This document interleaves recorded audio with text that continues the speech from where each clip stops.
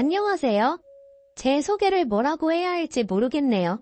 저는 누군가의 아내, 누군가의 엄마로 지내온 60대의 평범한 여성입니다. 변변한 직업이나 소개할 만한 특이사항이 없어 그저 가족들 뒷바라지로 희생하며 살아온 대한민국의 평범한 주부이겠네요. 그런 제 나이도 벌써 60이 넘었고 이 나이에 딱히 낙이 뭐가 있겠어요. 그저 자식들 사는 것, 손주 재롱이나 보는 게 그나마 낙이라면 낙이겠죠? 젊은 시절에 그저 남편과 자식들 잘 되기만을 바라며 뒷바라지하던 저였는데 어느새 자식들도 다 자라 내 품을 떠나고 이제는 뭘 해야 할지 모르겠네요. 몇 년 전까지도 제게는 숙제 같은 마지막 바람이 하나 있었습니다. 바로 제 막내 아들의 혼사였죠. 자식도 엄마들이라면 누구나 다 자식 앞날이 걱정되지 않겠어요. 아이가 어려서는 학업 뒷바라지하고 졸업하고서는 취업 뒷바라지하고 또 다 커서는 결혼은 언제 하나 몸에 불망 자식 생각뿐이었습니다. 부모 마음이라는 게 참 그래요. 애가 다 큰 걸 알면서도 제 밥은 잘 챙겨 먹나 만나는 사람은 없나 이러나 저러나 마음이 쓰이기 마련입니다. 제게는 큰아들, 둘째 딸, 셋째 아들 이렇게 세 자녀가 있습니다. 그 중에서 셋째 아들은 언제나 마음의 짐이었죠. 막내라 그런지 이상하게 걔한테는 유독 신경이 많이 쓰이더라고요. 딸 때부터 약하게 태어나서 더 걱정스러웠던 것 같아요. 막내가 어려서 큰 수술을 받았거든요. 다행히 이유가 좋아서 수술도 일회성에 그쳤고 그 뒤로 건강히 회복을 잘했지만 당시에는 사망률도 높았던 수술이라 정말 아찔했던 기억입니다. 그렇게 아이를 한 번 잃을 뻔했던 기억 때문인지 저는 막내 아들 관련해서 일이 생기면 유독 예민해졌습니다. 사실 제가 막내를 유독 끼고 놀기는 했습니다. 어려서부터 몸이 약한 탓에 또래 애들에게 놀림당하고 괴롭힘도 자주 당했거든요. 또래보다 키도 작고 체구도 자그마하다 보니 남자 아이들 사이에서는 그런 게 놀림당할 일인가 봐요. 어렸을 적 유치원에서 괴롭힘당하고 돌아오는 일이 여러 번이라 아이 때문에 유치원도 참 많이 옮겨 다녔습니다. 아무래도 자기 스스로 몸을 지키지 못하던 아이였으니 제가 항상 걱정이 많았죠. 아이에게 신경이 많이 쓰이던 저는 그래서 유치원이나 학교로 자주 찾아갔습니다. 선생님, 우리 지혁이가 적응은 잘하나요? 친구들과는 잘 지내는지 제가 걱정이 많아요. 애가 전에는 괴롭힘을 많이 당했거든요. 체구도 작아서 맞기도 하고요. 몸이 약하게 태어난 애라다 걱정스럽네요. 지혁이가 또래보다 작긴 한데 아무래도 유치원이라 학교는 다르니까 이제는 적응을 잘할 거예요.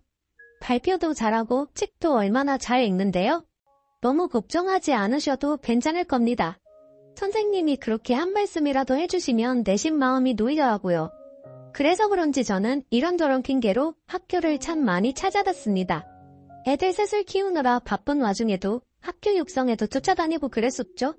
지혁이 걔도 어릴 때는 엄마가 학교에 자주 오는 게 좋다며 다니기더니 점점 나이가 먹으면서 제가 학교로 쫓아다니는 걸 극도로 꺼려하기 시작했습니다. 애를 키우다 보면 이래저래 신경 쓰일 수밖에 없잖아요. 저도 육성에 일을 하면서 선생님들을 자주 만나기도 하고 학교나 시설에 관심을 가질 수밖에 없죠. 그러다 보면 아이 담임 선생님들도 자주 만나뵙고 아이에게 별일은 없는지 아이관에서 상담도 자주 하게 되죠. 물론 요즘은 분위기가 다르지만 그땐 그런 게 또 필요하기도 했습니다. 하지만 한창 사춘기로 예민한 아들에게는 그런 게 창피한 일이었나 봅니다. 다른 아줌마들처럼 치맛바람 펄럭이지 말라며 짜증을 내더라고요. 그래서 결국 저는 마지못해 학교 일을 그만두게 되었습니다. 솔직히 아들을 그리 싫어하지만 않았으면 졸업할 때까지 했을지도 모르죠. 그렇다고 우리가 애들을 편애하거나 학교에 불이익을 주려고 그랬던 것도 아닌데 말이에요. 뭐 아들 입장에서는 제가 너무 이별가다 여겼을지도 모르겠습니다. 사실 제가 생각해도 첫째 둘째이기에 막내를 유달리 걱정하기는 했으니까요. 그래도 저는 제 덕분에 아이가 그만큼 할 수 있었다고 생각합니다.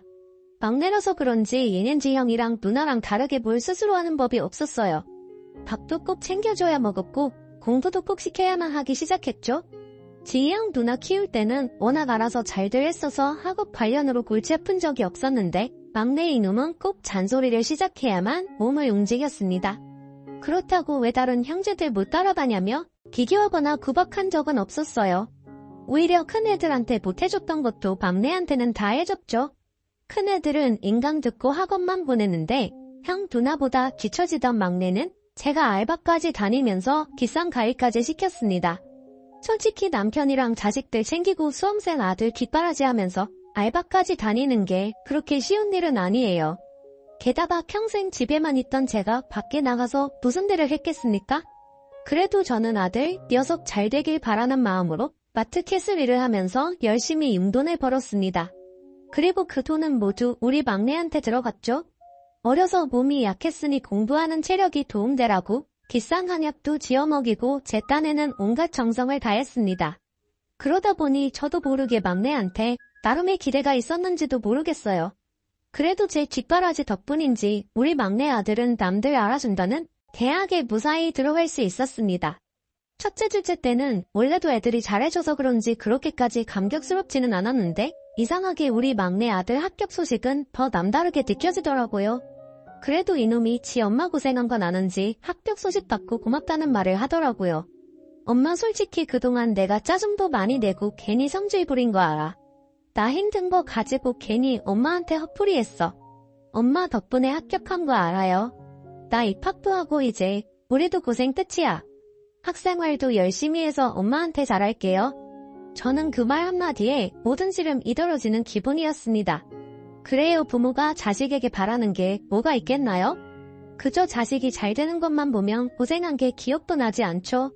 그렇게 무사히 대학에 들어간 아들은 그 뒤로도 학교 생활을 잘했습니다. 물론 신입생 때는 놀기 바빠서 술을 너무 많이 먹고 여기저기 쏘 다니느라 새벽에 들어오기도 여러 번이었지만 그래도 군대까지 다녀와서는 정신 차리고 공부를 열심히 하더라고요. 그래서 저도 이제는 나도 좀 나야겠구나 생각했죠. 그런데 산 넘어 산이라고 대학만 보내면 뒷바라지 끝이라 생각했더니 취업 준비까지 거들어야 할 줄은 몰랐습니다. 요즘 젊은 애들 취업난도 심하고 다들 너무나 힘들잖아요. 내가 봐도 요즘 젊은 애들 살기가 참 버거워 보이더라고요. 옛날에는 대학만 졸업하면 여기저기서 데려가려 난리였는데 요즘은 대학만 좋은 데 나왔다고 거기서 끝이 아니었습니다. 그래도 지 형 누나는 기술직이라 그런지 그리 어렵지 않게 취업에 성공했는데 얘는 문과를 들어가 서구론과 취업이 너무 어렵더라고요. 애가 매번 열심히 취업 준비하는데도 번번이 떨어지는 걸 보는 부모 심정도 애가 탑니다. 그래도 제일 힘든 건 자기겠죠?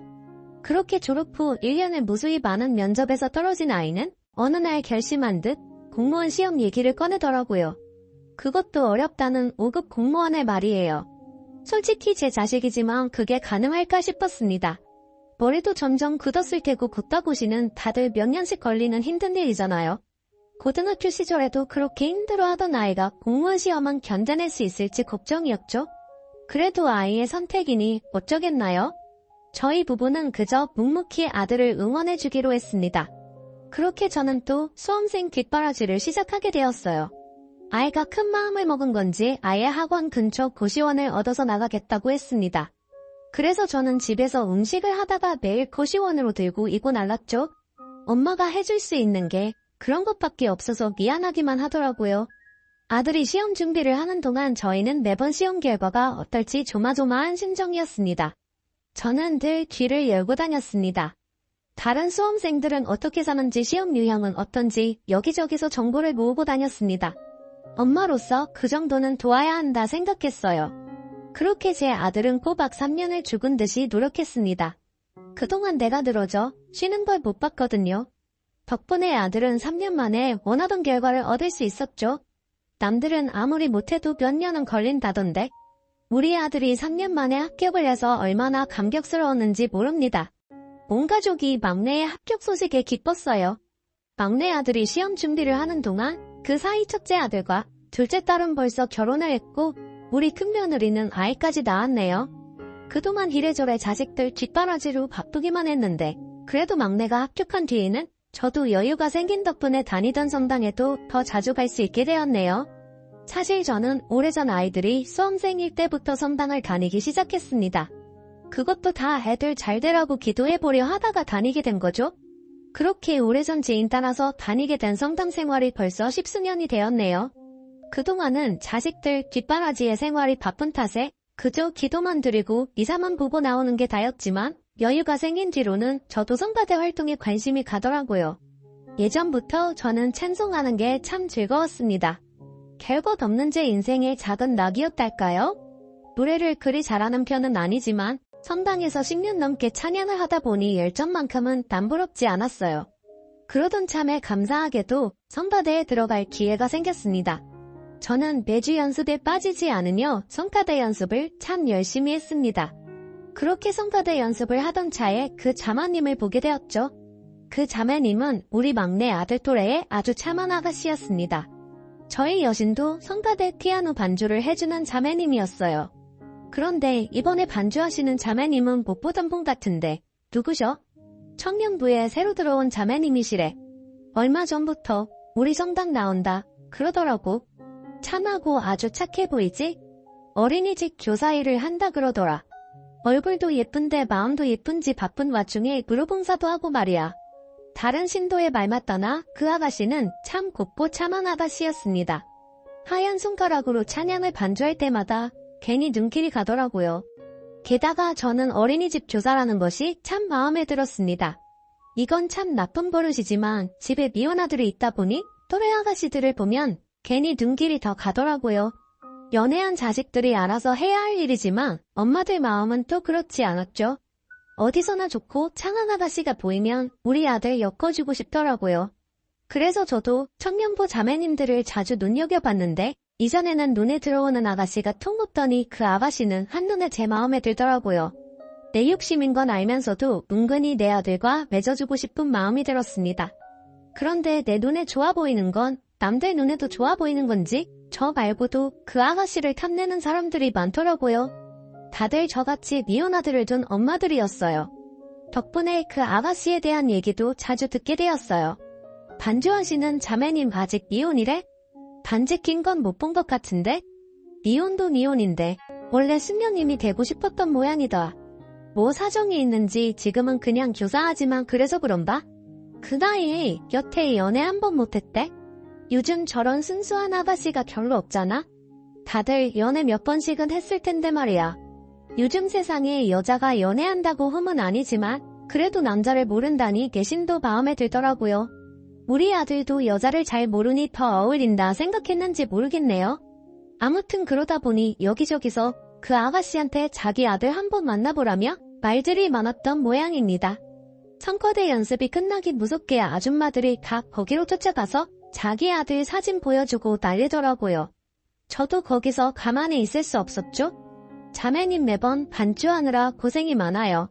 바쁠 텐데 시간 빼서 이러는 게 쉽지 않을 텐데 젊은 사람이 참 대단하네요. 이거 별거 아닌데 집에 가져가서 먹어요. 집에서 만들었는데 너무 많아서 그래. 아니에요. 저도 즐거워서 하는 건데요, 뭘. 이런 거 안 주셔도 괜찮은데 주신 건 감사히 잘 먹겠습니다. 아가씨는 피아노도 잘 치고 예쁜데다가 거기다 감사하는 마음까지 아주 괜찮은 아가씨였습니다. 그 뒤로도 저는 그 아가씨와 대화를 나누려 무척 애를 썼습니다. 그러면서 집에서는 막내 아들에게 결혼 안 하냐 노래를 불렀죠. 지여봐, 너 요즘 만나는 사람 있니? 아, 왜 또 결혼하려고 하게? 나 당분간 연애 생각 없어. 아직 정응하기도 바쁜데 무슨 연애야. 얘는 바빠도 다들 할 건 한다. 너도 곧 30이야. 언제 만나서 언제 결혼하려고 그래. 아, 몰라 그냥 좀 놔둬. 저는 혹시나 아들 녀석이 만나는 사람이라도 있을까 했더니 아니나 다를까 아들 놈은 연애할 생각이 없어 보였습니다. 저는 하루빨리 막내 아들을 결혼시키고 싶은 마음에 결국 제가 앞장서기로 했죠. 그 뒤로 몇 달 동안 공들여 반주하는 아가씨와 친해져 보니 이 아가씨가 생각보다 더 괜찮은 청년이더라고요. 학창시절에도 모범생으로 공부와 봉사밖에 모르며 바르게 자랐고 지금은 유아교육과 나와서 어린이집 교사를 한 지도 벌써 몇 년이랍니다. 제가 어려서부터 보육원에 봉사를 다니신 어머니 덕분인지 저는 어릴 적부터 아이들이 참 예뻤어요. 제가 외동이라서 더 그랬던 것도 같고요. 아이들을 동생처럼 생각하고 돌보며 많은 보람을 느꼈죠. 거기가 성당에서 운영하는 보육원이라 수녀님들을 많이 접했는데 천사 같으신 그분들을 보며 저도 수녀님이 되고 싶다 생각했어요. 하지만 제가 하기에는 너무 큰일이더라고요. 그래서 비슷한 일을 찾다 보니 결국 어린이집 교사가 되기로 했죠. 역시 그 아가씨는 부모님도 참 대단하신 분들이셨네요. 부모님 덕분에 어려서부터 봉사에 힘썼고 지금도 여전히 봉사를 다닌답니다. 게다가 그 아가씨는 자기를 천지처럼 생각하는 아가씨였습니다. 그 옛날이나 지금이나 아이들 돌보는 게 그렇게 즐겁고 행복하다 그러더라고요. 이런 아가씨라면 자식을 낳아서는 얼마나 예쁘게 잘 기를까 그런 궁금증이 생기더라고요. 저는 알면 알수록 그 아가씨가 며느리감으로 너무 탐이 났어요. 그 뒤로도 서로 이런저런 얘기를 나누다 결국 우리 아들 얘기까지 하게 되었죠. 5급 공무원이라는 말에 그 아가씨는 화색을 띠더군요. 우리 아들 잘 나온 사진을 보여주니 그것도 마음에 들어하고요. 어때요? 괜찮죠? 얘가 그래도 날 닮아서 인물은 괜찮아. 내 아들이라 그래서가 아니라 진짜 괜찮은 앤데 얘가 여자를 몰라. 옛날에는 공부한다고 그러더니 지금은 또 일한다고 연애를 하네요. 내가 보기에는 자매님이랑 우리 아들이랑 괜찮을 것 같은데 우리 아들 한번 만나보는 거 어때요? 제 말에 아가씨는 난감해하면서도 그리 싫은 내색은 아니었습니다. 그걸 보니 더 적극적으로 해도 괜찮겠다 싶더라고요. 그래서 아들을 성당에 억지로 끌고 나왔죠. 엄마 선거대 하는 것 좀 보라는 핑계로 말이에요. 그렇게 제가 어렵게 자리를 만들어 두 사람을 만나게 했습니다. 둘이 만나고 별 느낌이 없으면 저도 깨끗이 접으려고 했습니다. 근데 이게 될 일이었는지 두 사람 다 서로 호감이 있는 모양이더라고요. 같이 차 마시러 가자 그래도 서로 마다하지 않더라고요. 그렇게 미사가 끝나고 저희 세 사람은 함께 차를 마셨습니다. 그 앞에서 저는 그 아가씨 칭찬을 많이 했어요. 여기는 우리 선주 자매님이야. 어린이집 교사 일을 하시는데 바쁜 중에도 틈틈이 우리 선고대 반주까지 하시잖니? 주말에는 또 여기저기 봉사 다니고 완전히 천사 같지 않으니? 별거 아닌 거려 뭐. 제가 할 수 있는 일을 하는 것뿐인데 이렇게 칭찬해 주시니 부끄럽네요. 아유 겸손하게까지 하고 내가 딸만 없으면 정말 내 딸 산보 싶을 정도로 괜찮은 아가씨야.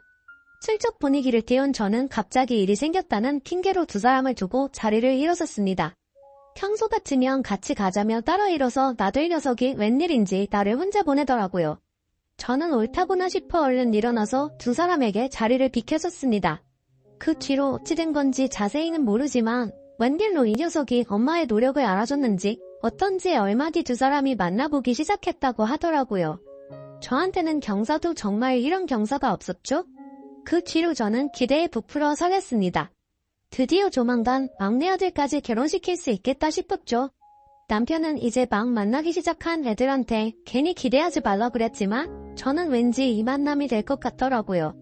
솔직히 요즘 세상에 그만큼 참하고 순수한 아가씨가 또 어디 있겠어요. 저는 무척이나 그 아가씨가 마음에 들었습니다. 그렇게 1년 정도 두 사람은 예쁘게 잘 만났어요. 가끔은 선주를 집에 데려오기도 하고 잘 아는 사이니 저랑 셋이서 함께 시간을 보내기도 했죠. 선주를 며느리감으로 점찍은 저는 결혼하기도 전부터 그 아이를 제 며느리처럼 대했습니다. 가족 모임이 있을 때면 놀러오라고 부르기도 하고 그의 생일까지 챙길 정도였어요. 심지어는 제가 나중에 막내 며느리 들이면 주려고 챙겨놓은 친정엄마 이품까지 미리 내어줬습니다. 그건 제가 정말 아끼던 진주 목걸이였어요. 저희 친정엄마가 결혼하면서 예물로 받으신 건데 제가 결혼할 때 저한테 물려주셨죠? 제가 아끼던 다이아 반지는 우리 큰 며느리 줬었고 다이아보다 값어치는 덜하지만 제겐 더욱 값진 의미가 있는 그 진주 목걸이는 꼭 막내 며느리에게 주고 싶었습니다. 어차피 결혼할 사이라 생각하니 미리 주는 것도 나쁘지 않겠다 싶더라고요. 어차피 둘이 결혼할 거 아니니 미리 받는다 생각하고 잘 챙겨도 어머 정말 예뻐요. 어머니 제가 이런 거 받아도 될까요? 너무 감사해요. 내 마음을 안아준 선주는 제 선물에 눈물을 보일 만큼 고마워하더라고요. 착하고 여린 나라 그런지 이런 작은 것에도 저를 큰 감동을 받는구나 싶어 제가 더 고마울 따름이었습니다. 그 애는 제가 해주는 것만큼 저한테 잘하는 애였어요. 정신없이 바쁠 텐데도 매번 빈손으로 오는 법이 없었죠. 게다가 손재주는 얼마나 좋은지 가게에서 돈 주고 쉽게 사오는 것도 아니고 꼭 손수 정성껏 만든 특별한 것들로만 챙겨오곤 했습니다. 그러다 보니 제가 걔를 어떻게 안 기뻐할 수가 있겠습니까? 그렇게 두 사람이 벌써 1년이나 만났으니 저는 이제 서둘러 결혼했으면 싶었습니다. 근데 왠지 아들 녀석은 아직은 이른 것 같다며 자꾸 결혼 얘기를 피하더군요. 그렇다고 선주가 마음에 안 드는 건 아닌지 헤어질 생각은 없는데 말이에요. 그럼 왜 결혼을 안 한다는 거야? 어차피 할 거 하루 빨리 하는 게 좋지 안 그래? 아 지금은 일도 바쁘고 이제 겨우 1년 만났는데 무슨 결혼을 그렇게 빨리 해. 어차피 할 거면 천천히 해도 괜찮잖아. 엄마 뜻대로 선주랑 잘 만나고 있는데 그냥 좀 기다리면 안 돼? 왜 항상 일을 급하게 하려고. 그래, 결혼은 알아서 할 테니까 그냥 기다려줘. 물론 지도 지 입장이 있겠지만 엄마인 저도 제 입장이 있죠. 기왕 지사 결혼할 걸 뭐하러 더 미루나 싶어 답답하기만 했습니다. 선주도 결혼 생각이 있는지 제 앞에서 언뜻언뜻 결혼 얘기를 하기도 했고, 제 딴에는 이러다가 좋은 며느리감 없어질까 마음이 급했던 것도 있긴 했던 것 같아요. 그런데 당사자가 저리 늑장을 부리니 아쉬운 제가 더 노력할 수밖에요. 그렇게 저는 선주를 데리고 집을 보러 다니기 시작했습니다. 나중에 들어가 살 신혼집을 미리 보자면서 말이에요. 그러면서 은근슬쩍 결혼 얘기를 꺼냈죠. 선주야, 지혁이가 결혼 얘기 한 적 없니? 니들 벌써 1년이나 만났잖니? 둘이 나이들도 있는데 뭘 자꾸 미루는 건지. 내가 너무 급한 거니? 저는 어머니 마음 이해해요. 저희 어머니도 언제 결혼하냐 물으시는 거려? 저는 언제라도 상관없는데 아시다시피 지혁씨가 많이 바쁘잖아요. 저는 그저 기다리는 수밖에 없죠. 역시나 우리 아들이 문제였네요. 걔는 원래 한 번에 두 가지를 못하는 성격이에요. 게다가 누가 옆에서든 떠밀지 않으면 세워라 내워라 태경한 성격이죠. 저는 선주에게 자꾸 결혼 얘기를 꺼내라 시켰습니다. 걔도 나랑 생각이 같은 건지 제 말대로 했던 모양이에요. 어느 날 아들 녀석이 제 입으로 먼저 결혼 얘기를 꺼내더라고요. 엄마, 나 그냥 선주랑 빨리 결혼할까? 갑자기. 왜? 선주가 결혼하지? 그것도 그렇고 그쪽 집에서도 자꾸 말씀 꺼내시나 봐. 아무래도 남자보다는 여자가 나이에 민감하니까 역시 선주가 말을 잘 꺼낸 모양이에요. 그 집에서도 하루빨리 결혼을 했으면 싶어 하시니 우리 아들 입장에서도 별 문제 없으면 미룰 게 뭐 있나 생각했던 모양이죠. 셋불도 단숨에 때렸다고. 저는 말이 나오자마자 바로 상견례를 잡기로 했습니다. 상견례도 그저 형식일 뿐이었어요. 그 집 부모님이 다르신 분들인 건 그동안 선주 통해서 잘 들었고, 선주를 키우신 부모님이면 모자랄 게 뭐가 있었겠어요. 그런데 아무 문제 없을 거라 생각했던 그 상견례장에서 아주 생각지도 못한 변수가 생기게 되었습니다. 저희 집 식구들이 너무 많아서 애들은 떼고 남편이랑 저랑 막내 아들만 가기로 했습니다. 어차피 어른들끼리 얘기할 게 많기도 하고 형제들이야 결혼식에서 보면 되니까 말이에요. 저는 새벽 대바람부터 식구들을 준비시켜 상견례장으로 출발했습니다. 일찍부터 분주하게 준비한 덕분인지 약속 시간보다 먼저 상견례장에 도착하게 되었죠. 그동안 선주를 통해서 그댁 부모님 말씀을 많이 들었지만 그래도 자리가 자리인지라 긴장되는 건 어쩔 수 없더군요. 얼마 뒤 그 집 식구들이 도착하셨는지 종업원이 문을 열어주어 예비 사돈들이 들어오셨습니다. 자연스럽게 인사를 건네려는데 맨 끝에 외내가 따라 들어오더라고요. 하는데 6살 정도 되어 보이는 어린아이였습니다. 제가 궁금해서 물어보기도 전에 선주가 얘기를 하더라고요. 제가 원생 하나를 급하게 맡게 되어서요. 다들 사정이 있고 갑자기 생긴 일이라 차마마다 할 수가 없었어요. 그래서 부득이하게 데려왔는데 너무 죄송해서 어쩌죠. 선주가 돌보는 반아이 중 하나가 집에 일이 생겨서 갑자기 그 애를 봐주게 되었답니다. 평소에도 이래저래 바쁜 건 알지만 그래도 어떻게 주말까지 그런 일이 생기는지 저희는 좀 당황스러웠어요. 그런데 평소 선주의 성품을 알아서 그런지 제가 무리한 부탁을 받아 하지도 못하고 얼마나 고생이 많을까 안쓰럽고 기특하더라고요. 아유, 아니야, 애 하나 더 있다고. 무슨 일 있겠니? 우리는 괜찮으니? 신경 쓰지 마. 내가 평소에도 이렇게 고생이 많구나. 이해해 주셔서 감사해요. 사돈 저희도 급하게 벌어진 일이라 별도리가 없었네요. 선주 얘가 워낙 남의 부탁을 받아 하지 못하는 애라 이해해 주셔서 감사합니다. 아닙니다. 저야말로 선주 성품을 잘 알죠. 워낙 배려심이 많은 아이니까요. 저야 선주의 그런 점이 마음에 드는 건데요. 뭘 뜻밖의 일이 있었지만 서로 이해와 배려 속의 분위기는 참 좋았습니다.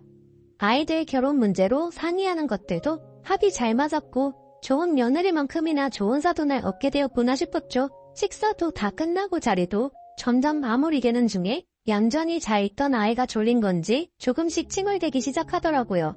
아이가 긴 시간 앉아있기 지루한 모양이에요.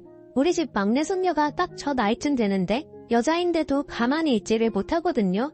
그래도 얘는 참 얌전하네요. 선생님한테 잘 배워서 그런가 아이의 교사인 선주는 아이를 안아서 달랬습니다. 그런데 칭얼대던 애가 갑자기 이런 소리를 하더라고요. 엄마, 나 집에 갈래? 순간 정적이 흘렀습니다.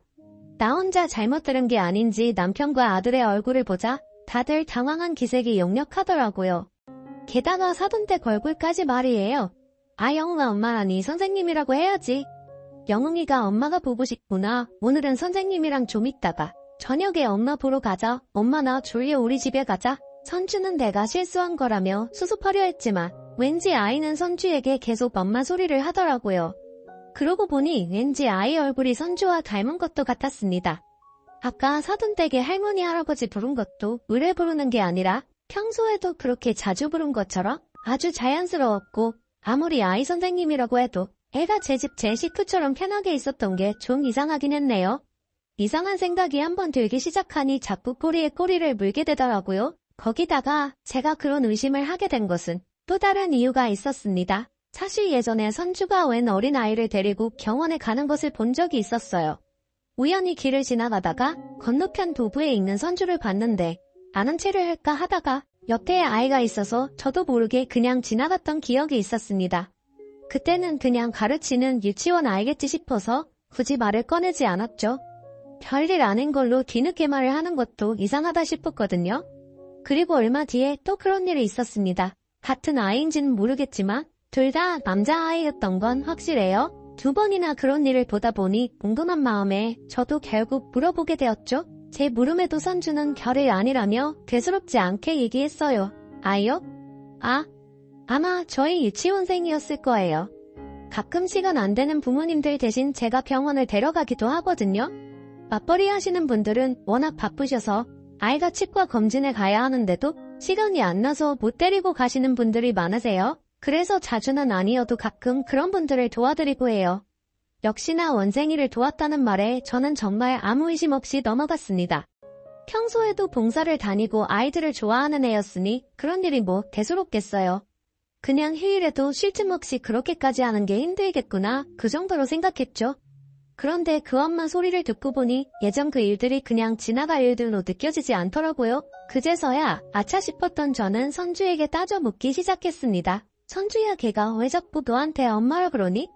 아가, 너 엄마 어딨어? 그러자 아이는 선주를 가리키며 엄마라 하더군요. 어머니, 아니에요. 애가 어려서 젊은 여자만 보면 다 엄마라고 그래요. 아마 지혁씨한테는 아빠라고 그럴걸요? 영웅아, 아빠 어딨어? 아빠 없어. 영웅이 아빠 없어. 커봐라, 너한테만 엄마라 그러잖니. 애가 대여섯 살이면 그 정도는 다들 구분하는데 무슨 소리 하는 거니? 미아해하는 제 말에도 걔는 끝까지 변명을 하더라고요. 그 일이 예산일이 아니다 싶었다. 저는 그대로 상견례장을 박차고 일어섰습니다. 사실 제 의심에 확신을 더한 건 예비 사돈댁 반응이었어요. 별것 아니라며 그냥 우선 엉기리를 잔뜩 긴장해서는 제대로 말도 못하고 애 입만 막으려고 그러더군요. 그건 분명히 뭔가 있다는 얘기였죠. 결국 그날 상견례는 엉망으로 끝이 나고 우리 세 식구는 참담한 심경으로 집으로 돌아갔습니다. 누구 하나 나서서 말할 수가 없었어요. 저야 내가 엮어준 아이니 할 말이 없었고 당사자인 아들도 충격이 컸겠죠. 선주는 할 말이 많은지 계속 전화가 오고 당장 찾아와 해명을 하겠다 하더군요. 그 애는 가족관계 증명서까지 떼서 제 앞에 들이밀었어요. 어머니, 무슨 오해하시는지 알아요. 영웅이가 제 애가 아닐까 생각하시는 거잖아요. 그런데 정말 오해세요. 애가 어려서 아무 말이나 하는 거예요. 이거 보세요. 저 가족관계에 아무도 없어요. 저는 너무 적극적으로 변명하는 것도 의심스러웠습니다. 이제 와서 그 애의 말을 고지고대로 믿을 수 없었다. 저는 결국 뒷조사를 해보기로 했습니다. 그런데 그 결과 정말 충격적인 사실들이 밝혀졌어요. 알고 보니 선주 걔는 제가 알던 그 순수한 아가씨가 아니었습니다. 걔네는 이미 이혼한 전적이 있는 이혼녀였어요. 상견례 때 데려온 아이도 친아들이 맞았던 모양입니다. 여기까지만 해도 너무 충격적인데 더 큰 충격은 따로 있었습니다. 심지어 그 이혼의 이유가 외도 때문이었답니다. 여자 쪽에서 바람이 나서 상관난 아이를 임신해서 이혼하고 그 아이를 여태 혼자 키우는 모양이더라고요. 호적은 어떻게 한 건지 가족관계 증명서에 왜 아무 기록이 남지 않았는지는 모르죠. 요즘 같은 세상에 그런 서류 한 장 만드는 게 무슨 어려운 일이겠어요. 이럴 줄 알았으면 처음부터 제대로 알아보는 건데 사람 말을 고지고대로 믿은 게 일이 큰 실수였을 줄은 몰랐습니다. 걔는 처음부터 우리를 철저히 속인 거였어요. 그동안 내가 봐왔던 사람은 누구였을지 저는 정말 큰 충격에 빠졌습니다. 결국 제 실수로 제 아들까지 큰 상처를 입고 말았네요. 모든 것을 알게 된 우리는 결국 파원을 통보할 수밖에 없었습니다. 그런데 그 애는 모든 게 다 밝혀진 마당에도 미련이 남는 건지 절 붙잡고 애원하더라고요. 어머니 죄송해요. 말하지 못한 건 정말 제 잘못이에요. 하지만 제 입장도 좀 생각해주세요. 그런 기미를 가지고 제가 어떻게 새로운 인연을 맺을 수 있었겠어요. 저 지역시 정말 사랑해요. 애가 문제라면 저 애도 포기할 수 있어요. 어디 보육원에 맡기고서라도 저 지역시 놓치고 싶지 않아요. 냅고 내가 준 진주 목걸이나 가져와라. 나는 이제 와서 너랑 더 할 말이 없구나. 어쩜 그렇게 뻔뻔할 수가 있니? 저는 그 애의 그런 마음가짐이 더 소름 끼쳤습니다. 그동안 누구보다 아이들을 사랑하고 아끼는 줄 알았던 애다. 어떻게 재혼하겠다고 지가 낳은 애까지 저를 쉽게 내팽겨치겠다 말을 하나요? 차라리 처음부터 솔직했더라면 이 정도로 충격적이지는 않았을 것 같습니다. 그렇다고 이제 와서 시간을 돌릴 수도 없고 저는 저 스스로를 원망해야겠죠? 저는 제가 속아 넘어간 건데 창피해서 어디 말하고 싶지도 않았는데 소문들이 어떻게 그리 빨리 퍼지는지 가까운 한 사람한테만 말했던 일이 온 동네에 다 소문이 났습니다. 아마 하루아침에 걔가 성당에 나오지 않게 되는 바람에 일이 더 퍼졌던 것 같아요. 심지어 걔가 일하는 유치원까지 소문이 난 건지 그 애는 그 뒤로 그 유치원에서 잘리고 온 식구가 소문을 피해 이사까지 가게 되었답니다. 솔직히 나중에라도 마주치니 그게 낫겠다 싶기도 하네요. 저 역시도 그런 소문에 시달리는 바람에 한동안은 성당도 나가지 못했습니다. 몇 달 지나서야 참회하는 심정으로 가서 기도만 드리고 나오게 되었네요. 그 뒤로 저는 아들에게 아무 말도 못하는 못난 어미가 되었습니다. 그래도 아들의 집단에는 엄마가 미련하고 불쌍해 보여서 그런지 인연이 아니었나 보다며 괜찮다며 넘어가려 하지만 어미인 제 입장에서는 제가 벌인 그 일을 씻을 수 없는 실수가 되었습니다. 아들한테 좋은 일 만들어주려고 나서다가 괜히 사단을 만들었구나 싶었죠. 그래도 아들은 나보다 낫더라고요. 그런 일을 겪었는데도 몇 년 뒤 새로운 사람도 만나고 자기 알아서 잘 하더라고요. 그러다가 얼마 뒤 결혼하겠다고 여자친구를 소개했는데 솔직히 학벌이나 직업은 우리 아들보다 좀 빠지는 편이었어요. 그래도 굳이 말은 안 했는데 아들 제 표정을 읽었는지 엄마 솔직히 마음에 안 들지? 그래도 나는 좋아 진짜 좋은 사람이야. 예전에 엄마가 소개시켜준 사람보다 훨씬 고미 먹고 솔직해. 자기 잘못은 쿨하게 인정해. 티끌 하나 없이 숨기는 것보다 그런 게 더 솔직하고 순수한 거 아니야? 엄마도 실수했잖아. 그러니까 이번에는 내 눈을 믿어봐. 이러더라고요. 결국 저는 아들 좋다는 대로 결혼을 시켰고 막내 며느리는 아들 말대로 정말 착하고 괜찮은 아이더라고요. 처음에는 내가 말이나 행동이 너무 꼬맹이 없어서 당황스럽기도 했는데 그만큼 속이는 것도 없고 정직한 아이였어요. 한번 태워보니 그만한 게 없다 싶기도 하네요. 막 애교 있고 그런 스타일은 아니지만 저는 성품이 착하고 울고준 막내 며느리가 아주 마음에 듭니다. 아들이랑 둘이 재밌게 잘 지내는 것도 보기 정말 좋고요. 가제작이 있었던 건데 제가 괜히 조바심을 내서 일을 꼬았다 싶네요. 그래도 지금은 자식들 모두 결혼했고 새 식구들도 모두 좋은 아이들이니 결론이 좋아서 정말 다행입니다. 저는 그 일을 깊이 뉘우치고 앞으로도 자식들 일은 자식들에게 맡기기로 했어요. 그래서 저는 앞으로 그저 식구들 모두 건강하고 행복하기만을 바라려고 합니다. 사연 들어주셔서 감사합니다.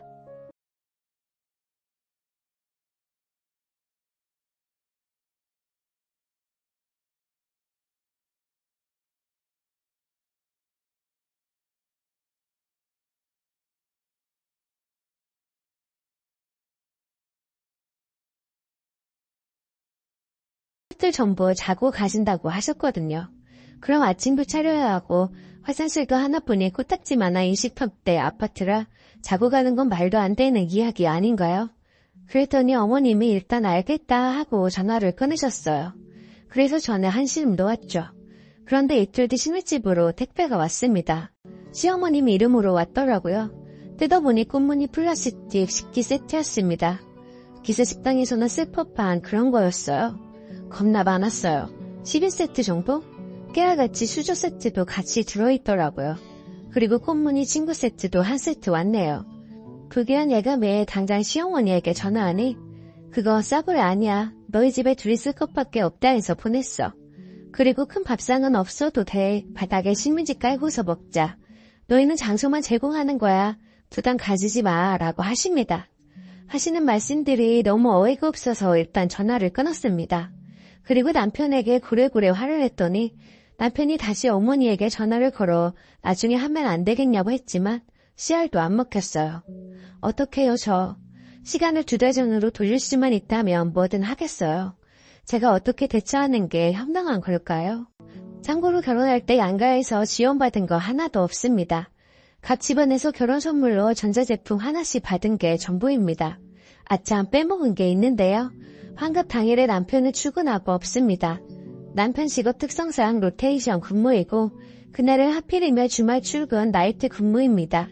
그리고 남편 직장은 요즘 최고조로 바쁘시기라 연차 월자 못 뺍니다.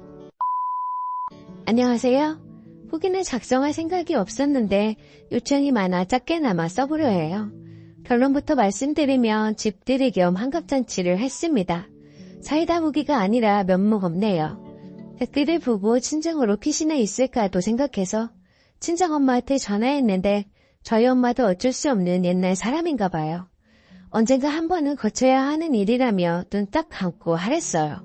결국 몇 날 며칠 생각에 생각을 거듭하다 큰맘 먹고 하게 됐습니다. 저와 남편이 없는 집에 손님들 알아서 놀다 가라 하기엔 너무 찝찝했고 무작정 잠시 타기에도 뒷일이 걱정됐어요. 저는 제가 생각했던 것보다 훨씬 겁쟁이였나 봐요. 당일에 그냥 삼겹살만 몇 덩이 사다 놓고 다른 장은 하나도 안 받은 채 손님들을 맞이했어요. 물론 상도 안 차려두고요. 어머님이 장을 다 봐오시긴 했어요. 그리고 환급상도 어머님과 외숙모분이 거의 다 차리셨어요. 저는 요리 일도 모르는 요리 무식장인 척하며 주방 도구가 어디 있는지 알려드리고 구경만 했죠. 정말 바닥에 신문지 깔아드리고 어머님이 보내주신 꽃무늬 그릇들을 꺼내 해결했습니다. 저녁 식사 뒤처리는 다행히도 집에 식세기가 있어 쉽게 했어요. 저녁 식사가 밤늦게 끝난 후에도 손님들 모두 잘 생각을 하지 않으셔서 저는 그냥 먼저 자러 들어가겠다고 하고 방으로 쏙 들어와 쉬었습니다. 아침 식사는 제가 그래도 남편 낳아준 어른인데 미역국 정도는 끓여드리자 싶어 미역국 끓이고 나머지 반찬들은 퇴근하고 온 남편한테 만들라고 해서 대충 먹었어요. 아침 식사 뒤처리도 대부분 남편이 했습니다. 아무튼 저희 집에서 그렇게 한바탕 하시고는 인근에 식당 빌려 잔치 한 번 더 하고 가셨어요. 어머니께는 내려가실 때 확실히 말씀드렸어요. 이제 저랑 의논하지 않고 마음대로 쉬는 집을 약속 장소로 잡지 마시라고.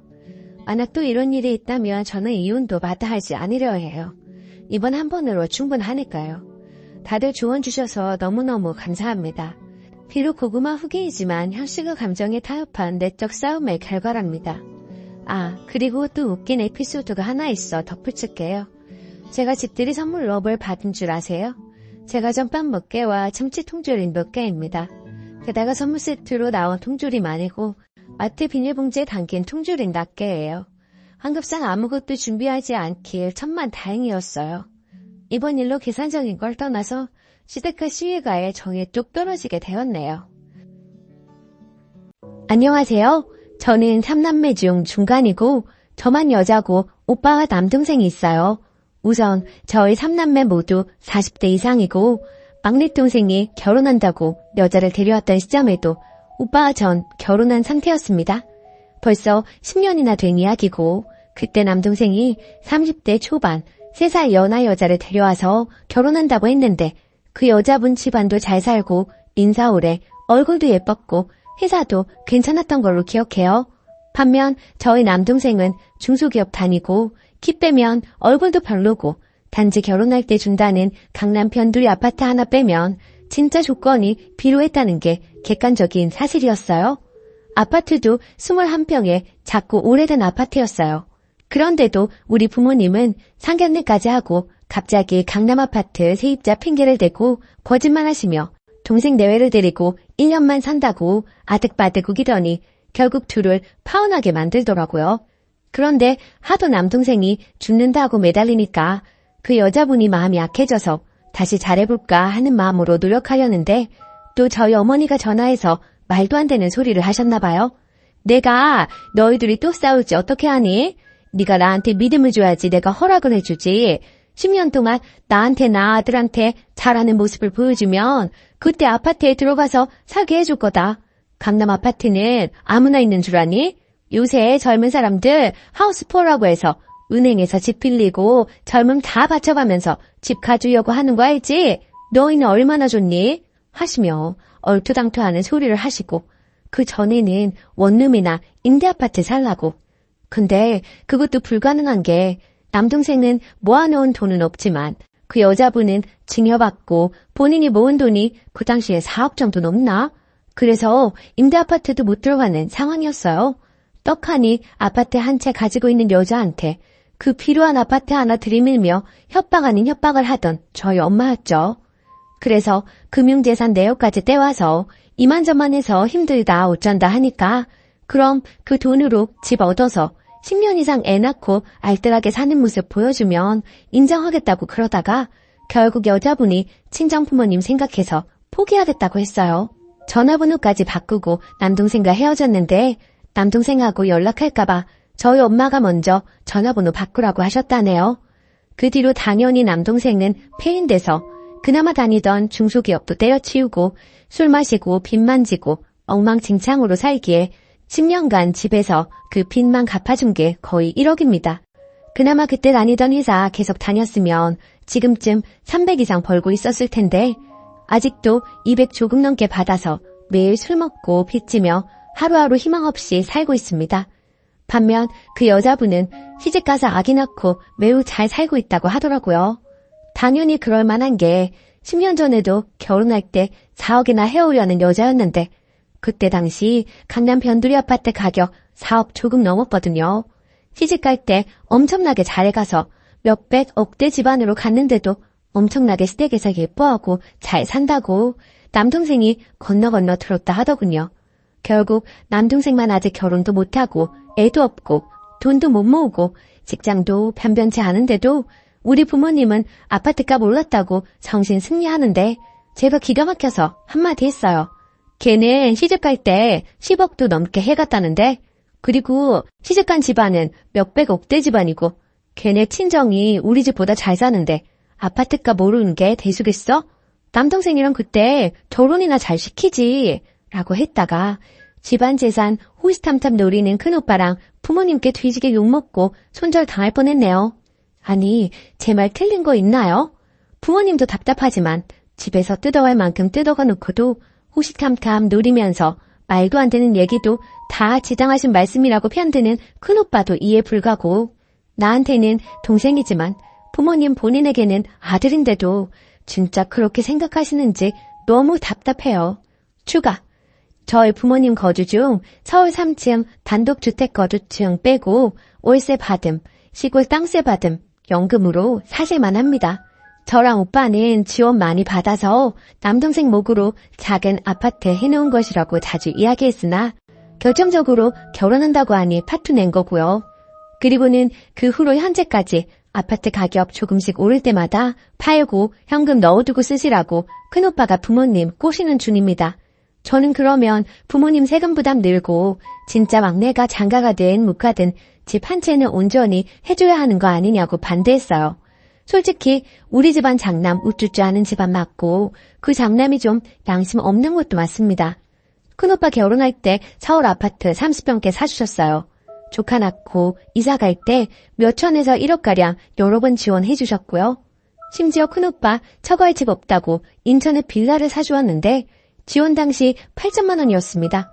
저 시집갈 때 2억가량 혼수 집값 보태라고 지원해 주었고요. 아무튼 남동생이 좀 안쓰러워요. 얼른 정신 차리고 남동생도 제대로 살고 결혼도 하고 그랬으면 좋겠는데 희박해 보이네요. 누나로서 안타까운 마음이 들다가 문득 생각나서 글 적어봅니다. 댓글. 이 집은 부부가 원수로 만난 게 아니라 부모와 자식이 원수로 만났네요. 근데 웃긴 건 둘째, 셋째가 부모와 인연을 끊어도 첫째가 부모에게 원수 갚아줄 것 같아요. 요리조리 돈 다 빼먹고 나면 먹튀할 것 같아 보이는데요. 댓글 2. 장남은 장남이라고 대접받고 님은 하나뿐인 딸이니까 그래도 챙김 받은 것 같고요. 막내 아들이 안 아픈 손가락인가 보네요. 아들, 딸 낳고 나니 안 아쉬운 아들이요. 부모님 혼내지 마시고 님이 측은지심으로 설득해 보셔요. 우리 응능이 불쌍하지 않느냐 이런 식으로요. 오히려 그런 게 부모님께 먹힐 수도 있어요. 님도 오빠한테 재산 뜯긴 부모님 떠맡지 않게 조심하시고요. 두 번째 사연. 좋은 시어머니인 줄 알았는데 간섭이 너무 심하네요. 안녕하세요. 염치 없지만 얼굴도 모르는 분들께 고견 바라며 글 써보겠습니다. 저는 비혼에 가깝게 살다 결혼한 지 2년 반이 되었습니다. 그 사이에 아가도 한 명 낳았고 현재 생후 50일 넘어갑니다. 시가 구성원은 시아버지, 시어머니, 그리고 남편 아래로 9살 차이 나는 시누이가 있어요. 성격은 시아버지, 시누이는 좋게 말해 무던한 스타일입니다. 무관심이 더 맞을 수도 있겠네요. 물에 술 탄 듯, 술에 물 탄 듯. 시어머니는 일단 정신이 없어요. 나머지는 읽고 판단해 주시길 바래요. 결혼해서 너희 둘만 잘 살면 된다 하시는 시어머니 발언에 시가를 잘 만난 줄 알았어요. 어버이날, 명절, 생신에만 만났고 전화 연락은 하지 않았거든요. 주변에 연락 스트레스가 있었던 기혼자들이 많았기 때문에 정말 난 시댁을 잘 만났나 보다 생각하게 됐어요. 또 남편 말로는 시어머니가 저를 어렵게 생각하신다 해요. 제가 키도 크고 인상이 좀 센 편이거든요. 신혼 때 제가 출근해서 집에 없는 사이 시어머니께서 몇 번을 집 청소해놓고 가시길래 정말 깜짝 놀랐어요. 결국 남편 잡고 불만을 토로했죠. 회사 남자 직원들한테 고민 토로했더니 저를 놀리더라고요. 남자 직원들조차 이해 못하는 그런 상황이었던 거죠. 시어머니는 남편이 결혼 전 자취할 때 그렇게 하고 가셔서 남편은 처음에 기분 나빠하는 나를 이해하지 못하다가 제가 이해시키고 또 이해시켜서 결국 시어머니 못 오시게 했어요. 나중에 친가친척 결혼식 때 만났는데 식사하다가 다른 친척에게 본인 울었다고 말씀하시더라고요. 그 이후로 조용히 살았어요. 그런데 문제가 또 발생했습니다. 제가 출산하면서 아기 낳으러 집 비운 동안 남편이 시아버지께 욕실에 세면대 고장난 부분을 고쳐달라고 부탁했고 저도 세면대만 고쳐 놓았을 거라 생각했어요. 시어머니가 시아버지께서 우리 집 간다 하니 따라오셨나 보더라고요. 그런데 집에 와보니 시어머니가 서랍장을 사다 놓은 거예요. 솔직히 거지 같진 않지만 딱 봐도 중고이고요. 원래 쓰던 서랍장은 망가뜨려 놓아서 복도에 나와 있고 쌀 넣어놓는 가구 위치도 바꿔놓고 싱크대랑 욕실에 처음 보는 수세미들이 있고 탄장엔 처음 보는 믹서기가 있었는데 집에 처박혀 있던 것 같은 사용감이 있고 조금 더러운 중고였고요. 또 그릇들도 있었는데 믹서기와 같은 상태였고 새 것 아니었어요. 바디워시를 다른 두 제품을 한 통에 섞거나 용기 겉면에 매직으로 바디워시라고 써놓았더라고요. 저는 제가 없는 동안 집 인테리어가 바뀔 정도의 변화는 예상도 못했고 남이 쓰던 것 같은 상태의 물건들을 쓰고 싶지도 않았어요. 남편이랑 결국 또 싸웠어요. 위에 언급한 것들 볼 때마다 우라통이 터지고 안 그래도 출산은 모든 것이 처음이라 어렵고 신생아라 저는 좀비 상태로 지낸다고 힘든데 그것들이 보일 때마다 울분이 올라오더군요. 어찌저찌 그냥 버티면서 지내다가 아기는 한번 보여드려야겠다 싶어 어느 날은 초대를 했어요. 집에 들어오자마자 18리터 정수기 통을 주시며 여기다 쌀을 넣어둬라 그래야 벌레 안 생긴다 하시고 샤워 수건을 주면서 이거 긴 거다 목욕할 때 이걸로 씻어라 멸치 액젓을 주면서 이거 김치찌개에 넣으면 맛있다 등등 정신없이 속사포처럼 쏟아내시더라고요. 정말 표정 관리하느라 힘들었어요. 아기를 한 번씩 안겨드리고 잠깐의 대화를 나눴어요. 아기가 잠이 들고 방에 누이고 배달한 음식이 도착했고 먹으려는 찰나 아기가 깨서 울어서 제가 아기를 재우러 방에 들어갔어요. 아기가 낯선 사람들이 와서인지 잘 못 자더라고요. 거실에서 시끄럽게 하기도 했어요.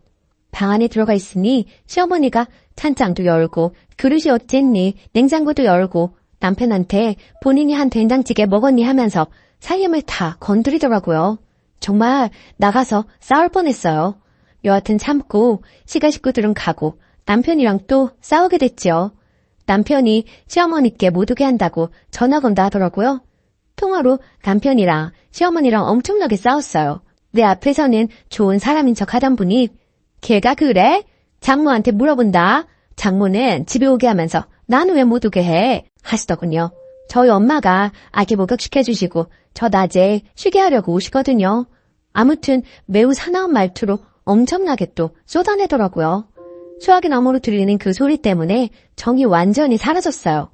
그리고 어버이날에는 남편 만시가 갔다 왔어요. 아기도 있고 제가 아기 보느라 허리가 나가서 잘 못 걸었거든요. 남편이 가서 얘기했는데 시어머니가 본인이 잘못했다, 미안하다고 했다던데 솔직히 저는 그 말 들어도 안 괜찮아요.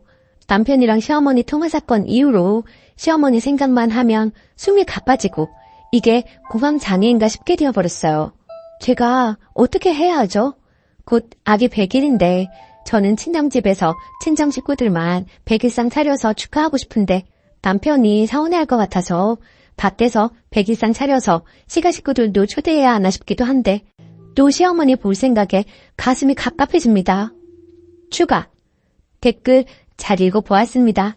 제가 너무 예민하다는 분들도 계시고 자꾸 물어보지도 않고 남의 사연 간섭하는 시어머니가 너무하다는 분들도 계시네요.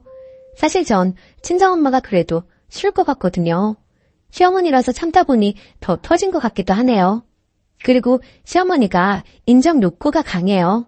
본인이어야지만 된다는 생각이 있으신 것 같아요. 그리고 제가 볼 땐 시어머니 살림 잘하는 편도 아닙니다. 그리고 원래 시어머니가 남편이랑 싸운 다음에도 이해를 못 하셨어요. 본인 여동생이랑 친한 친구가 아들이 있어서 둘 다 시어머니 위치인데 공교롭게 그 두 집안에서 아기를 봐달라 했나 보더라고요. 그래서 당연히 본인도 그렇게 되겠거니 했나 봐요.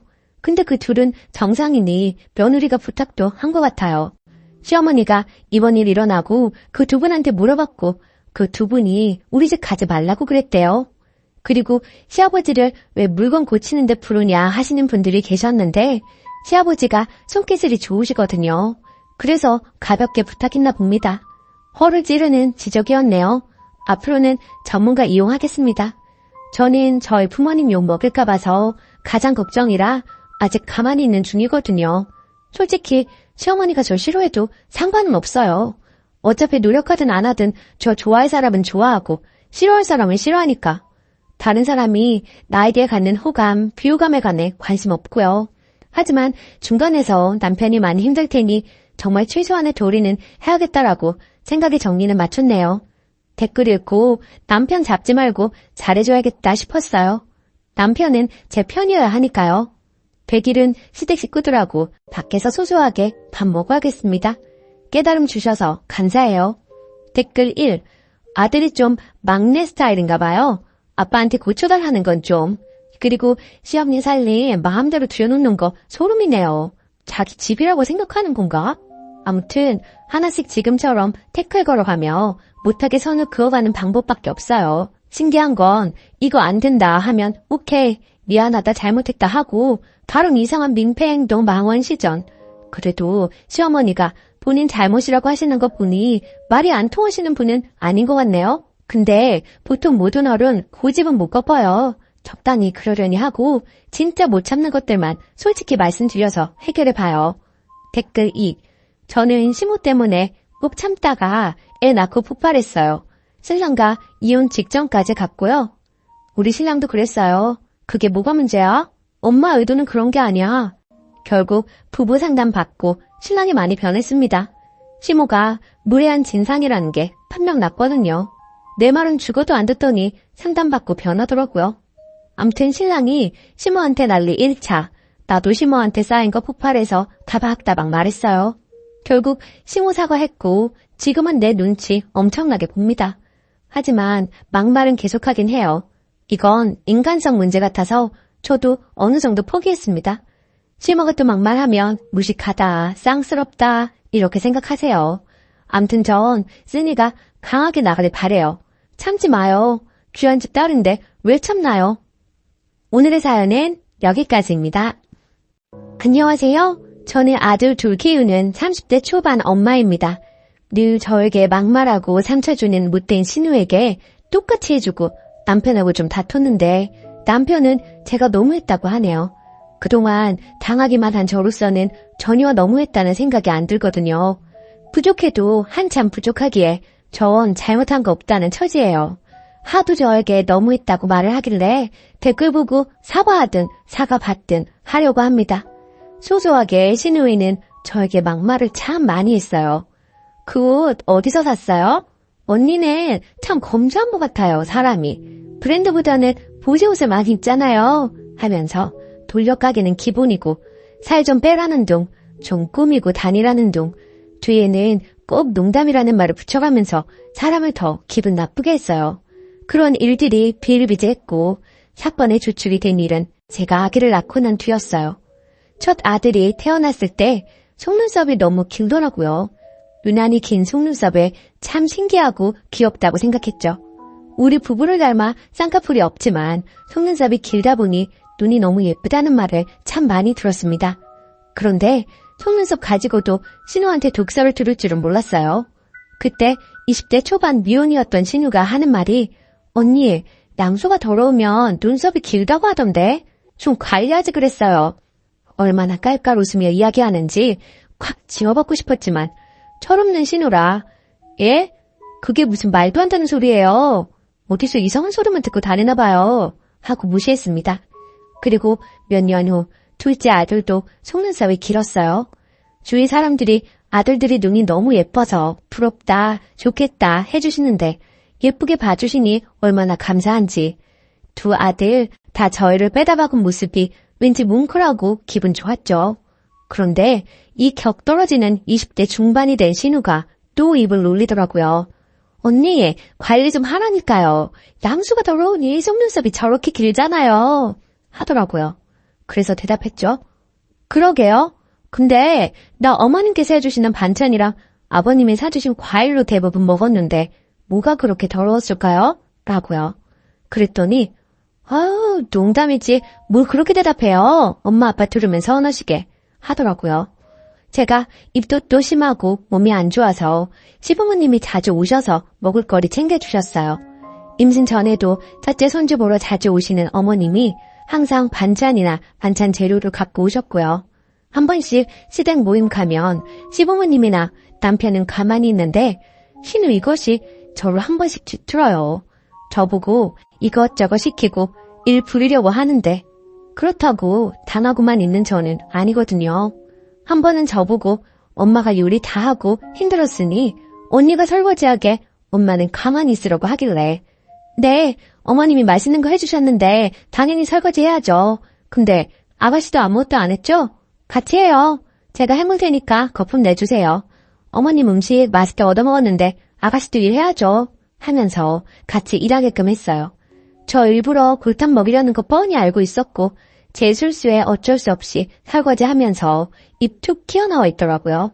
어쨌든 다시 본론으로 돌아와서 그 뒤 신우가 시집가고 허니문 베이비로 아들 출산했어요. 그리고 며칠 전에 시조카 100일이라 신우 집 다녀왔습니다. 시조카 직접 본 건 처음이었는데 속눈썹이 길더라고요. 어라? 이때다 싶어서 말했습니다. 물론 100일 잔치 끝나고 사진도 다 찍고요. 아가씨, 김신 때 아무거나 막 먹더니 아기 피부가 안 좋네. 그러길래 커피랑 과자랑 많이 먹지 말라고 했잖아요. 100일 전에 피부가 이런 건 또 처음 본다. 그리고 아가씨 양수도 많이 더러웠나 봐요. 어째 속눈썹이 우리 애들보다 더 기네요. 난 또 아가씨는 관리 잘할 줄 알았는데 헛똑똑이네. 그랬더니 갑자기 우네요. 그래서 또 이야기했어요. 농담인데 왜 울어요? 우리끼리 그런 농담쯤은 할 수 있잖아요. 그랬더니 펑펑 울어요. 달래줄 마음도 없고 계속 울고 투덜대는 거 듣기 싫어서 빠르게 점심 먹고 집으로 왔습니다. 그랬더니 남편이 저에게 막 뭐라고 하네요. 결국에는 남편과 말다툼을 했습니다. 아까 말이 너무 심하잖아. 100일 된 아이 예쁘다는 말만 해줘도 모자란데 그게 뭐냐? 혹시 그때 한 말 아직도 마음에 담아두고 그러는 거야? 철없는 애가 한 말을 그냥 넘기고 말지 뭘 또 똑같이 갚아주려고 하냐? 하더군요. 늘 아가씨가 농담이라고 하는 말에 비수 꽂혀가며 살았어. 똑같은 말 대갚아줬을 뿐인데 그게 펑펑 울 일인가? 난 남한테도 막말 잘하길래 본인은 상처 안 받을 줄 알았지. 아, 그래서 똑같이 하니 속 시원하냐? 그냥 넘길 수도 있잖아. 꼭 그렇게 울려야 해? 무슨 말도 안 되는 말 하면서 애한테 상처를 줘. 양수 더러우면 속눈썹 길다는 거 네 동생한테 배운 거야. 잊고 있다가 조카분이 생각나서 한 말이야. 농담인데 왜 우냐? 네 동생은 그런 농담 해도 되고 나는 왜 안 되는데? 그랬더니 그 뒤로는 할 말이 없는지 한숨만 푹푹 쉬고 결국 지금은 냉전입니다. 이거 제가 속이 좁은 건가요? 저는 할만하니까 했다고 생각하거든요. 후기. 남편에게 댓글들 다 보여줬어요. 처음에는 댓글들이 칼날이 되어 자기 마음에 박히는지 더 화를 내더니 하루 지나서는 자기가 대신 사과한다고 미안하다네요. 자기는 자기 동생이라 워낙 툭툭 내뱉는 말에 익숙해져서 상처라고 생각을 못했는데 대신 사과한다면서요. 그래서 신우가 그동안 했던 험한 말들 사과하기 전까지는 저는 신우 만날 생각이 없다고, 본인도 자기가 한 말인 걸 잘 알 텐데 내 사과 기다리지 말고 스스로 사과한다면 그나마 가족의 정으로 용서해주겠다고. 근데 스스로 사과할 마음이 없으면 인간이 덜 된 거라고요. 남편도 신우랑 자리 만들지 않겠다 하며 알겠다 하네요. 그동안 작은 독설들은 받아치거나 참으면서 넘어갔는데 이번 일로 저도 대놓고 싸우고 똑같이 해줘야겠다 싶었어요. 속이 좀 시원하더라고요. 아무튼 조언 모두 정말 감사했습니다. 댓글. 완전 잘하셨어요. 확인사살 해줘요. 조제 가졌을 때는 관리 잘하라고. 남편은 남의 편이라 그래요. 그냥 깡그리 무시해줘요. 댓글 2. 그 신우 정말 어이없네. 고작 한 번 듣고 울어요. 님은 2번씩이나 똑같은 말을 들었는데 남편분은 어디 머리가 고장나셨나? 본인이 남편으로서 저런 말 둘째 때는 하지 못하도록 제 동생 관리를 했어야 할지. 더러운 건 양수가 아니라 신우 주둥이구만. 2번째 사연. 저희 엄마와 잘 지내는 줄 알았는데 아내가 이혼하자네요. 안녕하세요. 너무 답답한 마음에 글을 올립니다. 아내에게도 보여줄 생각으로 솔직하게 쓰겠습니다. 결혼해서 이제 돌된 아기를 키우고 있습니다. 아내와 결혼할 때 양가에서 반반 지원받았고 아내는 모아둔 돈이 5천만 원 가량 있었고 저는 모아둔 돈이 없는 상태였습니다. 이 부분에 대해 늘 아내에게 미안하게 생각합니다. 결혼하고 맞벌이로 생활하다가 아내가 임신하며 일을 관두고 결혼하고 경기도로 거처를 옮기는 바람에 주변에 아무도 없고 양가 도움밖에 먼 거리라 아내 혼자 육아중입니다. 아내는 결혼하고 친구를 만난 적도 손에 꼽고 아기 태어나고는 외출을 아예 안 합니다. 제가 주말에 나가서 친구들과 시간 보내라 해도 주말엔 가족과 시간 보내고 싶다며 나가질 않습니다. 본인을 위한 건 아무것도 사질 않고 항상 제 것과 아기 것만 사길래 옷 좀 사자고 밖에 데리고 나가도 눈요기만 하고 돌아옵니다. 출산 선물로 명품 가방 사준다 골라보라 해도 그런 건 나중에 여유 있을 때 사도 늦지 않다고 이야기합니다. 결혼 전 화려하고 꾸미는 거 좋아하고 친구도 정말 많은 사람이었는데 결혼 출산으로 모든 것이 바뀌었는데도 힘든 내색 없이 매일 행복하다는 사람이기에 저도 너무 행복했고 문제가 없을 줄 알았습니다. 이런 아내가 아주 고마워 정말 잘했고 잘하려고 노력했습니다. 출산했을 때 비싼 곳은 싫다는 아내에게 제발 이번만 내 말 따라달라며 비싼 산후조리원을 잡았고 아기 태어나고는 친구 만난 적 한 번도 없습니다. 아내도 그런 제게 늘 고맙다고 했습니다. 그런데 이번 주 월요일 퇴근하고 돌아왔는데 분위기가 심상치 않았고 아내가 할 이야기가 있다고 하더니 이혼을 하고 싶다고 하더군요. 저는 갑자기 그게 무슨 소리냐 물었고 아내는 전날 일요일 제 가족과 식사했던 상황을 이야기하며 더 못 참겠다고 얘기했습니다. 결혼하고 아내는 저희 부모님의 막말로 힘들어했습니다. 저는 평생을 그런 집에서 자라왔기에 크게 신경 쓰지 못했던 게 있습니다. 몇 번 나설까도 생각했지만 제가 나섰다가 괜히 분위기가 더 안 좋아질까봐 그냥 넘겼던 적이 몇 번 있었습니다. 저는 결혼 전부터 가족과 그리 가깝지도 않았고 원래부터 서로 막말하고 어투가 다정하지 못합니다. 대화도 전화도 하고 살았던 적이 없습니다. 그런데 결혼하고 아내가 자꾸 집에 전화하라고 하고 제가 안 하면 아내가 전화하고 명절 생신 때 식사 약속도 잡길래 아내가 우리 집 문화를 멋지게 넘기는구나 했었습니다. 처음 아내가 힘들다고 얘기했던 게 아내가 만삭 때 가족 식사를 한 날이었습니다. 그날도 저희 부모님께서 아내에게 좀 모욕적인 말을 하셨고 저는 분위기가 안 좋아질까봐 그냥 가만히 있었던 것 같습니다. 아내가 그날 여태는 그냥 넘겼지만 아기 앞에서는 이런 모습 보이고 싶지 않다며 날 야라고 부르시는 것과 명령체를 쓰시며 비하하는 말, 모욕적인 말을 하시는 걸 못하게 막아달라고 했습니다. 솔직히 여태 그냥 넘겨놓고 이러는 게 저는 이해가 안 가기도 했습니다. 그리고 솔직한 말로 진짜 저는 부모님을 안 보고 살아도 상관없어서 그냥 우리 부모님 보지 말고 살자고 했고 아내는 그런 걸 원하는 게 아니라며 그냥 잔인 장모님이 저를 대하는 것 정도만 원한다고 이건 네가 바로 잡아줘야 한다고 했습니다. 그날 이후로 몇 번의 가족 식사가 있었고 부모님께서 거스르는 말씀은 몇 번 하셨지만 심하지 않아 그냥 넘어갔던 걸로 기억합니다. 아내도 별말 없길래 괜찮은 줄 알았는데 갑자기 이혼하자 하니 전 너무 벙찝니다. 여태 저희 부모님들께서 하셨던 행동들과 말들을 날짜별로 모두 정리해서 적어둔 걸 보여주며 여태 본인은 이만큼 참았고 아기를 위해서도 더 그만 참고 싶다고 합니다. 일요일 가족 식사 때 아버지께서 담배를 피우고 아기를 만지고 뽀뽀하셨다는 걸 아내가 나중에 알게 됐고 아내가 아버님 담배 피우고 아기를 만지고 뽀뽀하신 거야? 물었을 때 제가 응, 손 씻고 내가 봤어 라고 했을 때 아무 말 없길래 그냥 넘어가는 줄 알았습니다. 그런데 자기는 그날 마음이 식었다고 합니다. 제가 아무리 울고불고 매달려도 제가 울면 안아주고 같이 울던 사람이 표정 하나 없이 당장 이혼이 힘들면 별거하며 생각할 시간을 갖자고 합니다. 솔직히 전 부모님이랑 영 끊어도 상관없습니다. 결혼 전에 저는 정말 불행했어요.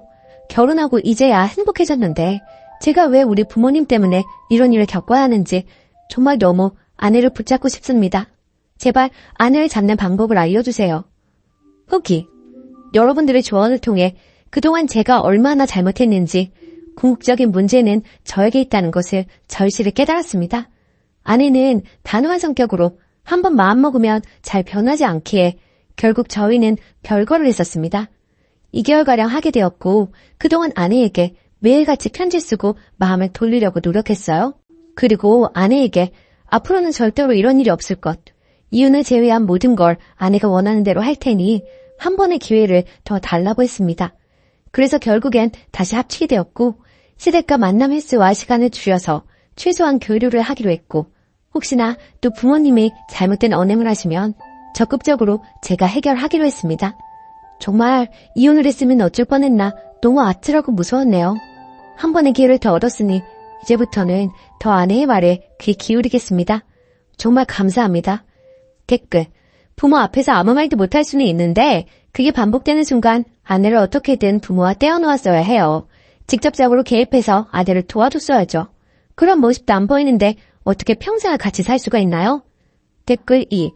너희 부모가 문제가 큰 게 아니라 이 험한 세상에서 겨우 자기 부모도 못 막아주는 네 놈을 믿고 살 수가 없다는 거예요. 글만 봤는데도 님이 얼마나 찐따 같은지 잘 느껴지는데 님이랑 살 부비고 사는 마누라는 어땠겠어요? 오만정 털릴만 하지. 이 와중에 부모 탓만 하고 있는 거 보니까 평상시에 다른 일에도 어떤 태도일지 뻔하네요. 한 번 더 기회가 있으니 잘하세요. 일단 지금은 그냥 시부모님이랑 아예 안 만나게 하는 게 낫겠어요? 오늘의 사연은 여기까지입니다. 안녕하세요. 다름이 아니라 오늘 좀 황당한 일이 있어서 이렇게 글을 쓰게 되었어요. 글쎄 시누이가 어머니한테서 돈을 빌려간 걸 오늘 알게 되었어요. 한 10년째 어머니 생활비 제가 20만 원씩 드리고 있어요. 어머니는 월세 좀 받아서 생활하고 계십니다. 전 시누이가 용돈 15만 원씩 준 지 한 8년 정도 되는 걸로 알았는데 시어머니의 쌈짓돈이 제법 많으셨네요. 시누이가 어머니 돈 죄다 융통해서 쓰고 있는 줄 그간 몰랐었어요. 시어머니랑 대화 중에 제가 저희 아파트 중도금 때문에 힘들다고 했더니 빌려주시겠다고 하시더라고요. 솔직히 좀 놀랐어요. 그리고 어떻게 저희 중도금은 저희 능력으로 해결할 수 있기 때문에 거절은 했는데요. 시누이가 어머니 돈 야금야금 가져가고 있었으면서 시침이 딱 되고 언제나 기계 등등 했던 걸 생각하니까 너무 얄밉네요. 저희 시누는 저에 대한 배려는 하나도 없는 사람이거든요. 친정에 와도 전 하나 까딱하지 않고요.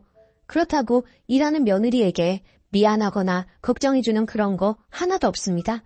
여왕처럼 그렇게 바쁘죠. 말도 함부로 하고 너무 거만한 게 기가 찹니다. 그리고 어머님은 자꾸 제 앞에서 집을 아들 명의로 돌려야 하는데 라고 하세요. 막상 저는 크게 그런 부분에 관심도 없는데 자꾸만 저렇게 말씀만 하시니 이제는 저 부리려고 하시는 술집처럼 느껴집니다. 집으로 유세하시는 게 신혼 때부터 지금껏 20년이 되려고 해요. 그리고 솔직히 집 전세금 빼면 1억도 안 되고요. 신우이 가져간 돈이 어렴풋이 8천에서 9천 정도 되는 것 같아요. 그럼 신우이 한 차 다 가지고 있고 어머니 갑자기 돌아가시면 방법은 없죠. 그저 시어머니는 집을 아들 명의로 바꿔야 하는데 말로만 하시고 유세만 하시네요. 신우이는 돈 욕심도 많고 아주 독하고 모진 성격이에요.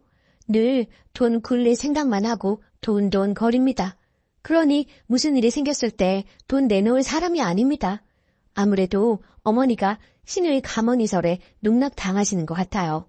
원래부터 손아래 신우이 너무 거만해서 늘 불편했는데 아마 돈 문제 불거지면 한치 양보도 없을 것이 불보듯 뻔합니다. 저는 맏며느리라고 불임당하고 구박받고 이혼만 당하고 산 것 같아서 어이없어요. 신우이 나중에 지가 마지노릇도 불사하겠다고 하면 말릴 이유도 없지만 노릇 같은 거 할 위인도 못 되고요. 저희 남편은 신우이가 저리 설치는데도 불구하고 제 말에는 귀도 안 기울이네요. 한마디 하고 싶은데 어떻게 해야 할지 고민입니다. 추가, 많은 관심 감사드립니다. 참고로 말씀드리면 위에도 언급했듯이 시어머니한테 중도금 안 빌립니다. 힘들긴 하지만 해결할 수 있어요. 그리고 신우이가 돈 가져간 거 좀 눈치가 엿보여 중도금은 그냥 흐인 말이었는데 어머니가 반응하신 거죠. 딸이 돈 빌려가도 친정에는 안 갚아도 된다는 건 도둑년 신부 아닐까요? 신우이는 그러고도 남을 것 같아서 더 열이받아요. 그간 신우이한테 상처받고 쌓였던 게 더 큰 것 같습니다. 그렇지 않았다면 이렇게까지 열이받지는 않았을 것 같아요. 돈이야 원래 없었다고 생각할 수도 있는 문제이지만 신우이 하는 짓이 정말 밉상이거든요. 지 오빠한테는 너무 여우같이 예쁘게 보이려고 합니다. 하지만 저는 물론이고 저희 아이들한테는 쌀쌀맞고 냉정합니다. 너무 여우같은 신우이 앞에서 속절없이 당하는 제가 너무 바보같이 느껴지고 황당해서 하소연해봤어요. 집에 들어가니 시어머니는 신우이 사진 닦고 계시고 자기 딸은 너무 아까워 부엌 근처에는 얼씬도 못하게 하시는 분이 돈까지 다 빌려주셨다고 하니 속상하더라고요. 팔이 안으로 굽는 건 맞는데 남의 자식 대하듯 며느리를 이렇듯 소외시키고 자기들 좋은 대로만 행동하는 시어머니랑 신우이가 얄미워요. 늘 부엌부터 들어가는 며느리에게 말 한마디 따뜻하게 할 줄 모르는 신우이. 더 이상 상대 말고 무시해버려야겠어요. 자기 친정에서 돈을 빌리던 말던. 그리고 집 명의 문제는 남편 보고 적극적으로 알아보라고 하려고요. 괜히 며느리가 나섰다가 모양만 이상해지니까요. 조언 정말 감사했어요. 댓글 1. 쓰니님 서운하고 섭섭하시죠? 오죽하면 봄볕엔 딸 내놓고 가을볕엔 며느리 내놓는다고 하겠습니까? 쓰니님도 아이들 계시지요? 옆집 아들딸하고 내 아들딸이 같은가요? 달라요. 시어머니가 신우이를 아까워하고 사랑하는 거 그건 뭐 어쩌지 못해요. 님도 계신 님이 친정에서 사랑받는 딸 아닌가요? 누가 이해해주기 바라지 마시고요. 님의 권리 스스로 찾으세요. 며느리라 왜 부엌부터 들어갑니까? 그것부터 바꾸세요. 시댁팔길 자주 가지 마세요. 서서히 줄이시던지요. 댓글 2. 야박하시네요. 시어머니한테 용돈 드리는 20만 원, 말 그대로 용돈이지 생활비는 아니죠. 결국 시어머니가 약간의 경제력이 있다는 건데 설사 경제력이 없어도 내 손 떠난 돈의 쓰임 출처까지 이렇게 검사해야 하는지요? 어머니로서는 신우이가 딸인데 아들만 자식인가요? 그리고 아들, 딸 입장을 떠나 자식된 도리로 용돈 드리는 거 아닌가요? 아들이라 나중에 집 물려받을 생각에 용돈 드리는 것인지요? 그냥 내 남편의 부모니 말 그대로 용돈 드리는 거로 생각하세요. 집집이 모두 경우에 따라 다르겠지만 시어머님이 재산을 물려주시면 고마운 거고 안 주셔도 할 수 없지 않나요? 시어머니 재산 시어머니 맘대로 하시는 건데요. 조금만 너그럽게 생각하세요. 두 번째 사연. 의사 아들이라고 생활비 300만 원 요구하는 시댁 힘들어요. 저는 결혼 3년차 주부입니다. 30살 간호사와 33살 레지던트로 만나 결국 결혼까지 꼴이나게 되었습니다. 그런데 결혼할 당시에 저도 사회생활을 늦게 시작했고 신랑도 사회생활을 늦게 시작해서 모아놓은 돈이 한 푼도 없었습니다. 게다가 양쪽 집안의 형편이 좋지 않았던 터라 예단 예물 혼수 다 생략하고 결혼식만 올리기로 했습니다. 이 생각은 전적으로 제 신랑의 생각이었고요. 그렇게 결혼을 하고 신랑이 전문의를 따면서 신랑 앞으로 대출을 받아 34평 아파트를 한 채 장만했습니다. 거의 대출을 이용해 아파트를 분양받은 셈이 되겠네요. 그리고 남편의 연봉이 8,500인데 전문직이라 세금이 꽤 많이 떼이는 편입니다. 참고로 저는 신랑의 권유로 일을 그만두고 2세 계획에 전념해 있는 상황이고요. 전적으로 신랑이 받아오는 월급으로 생활하고 있는데요.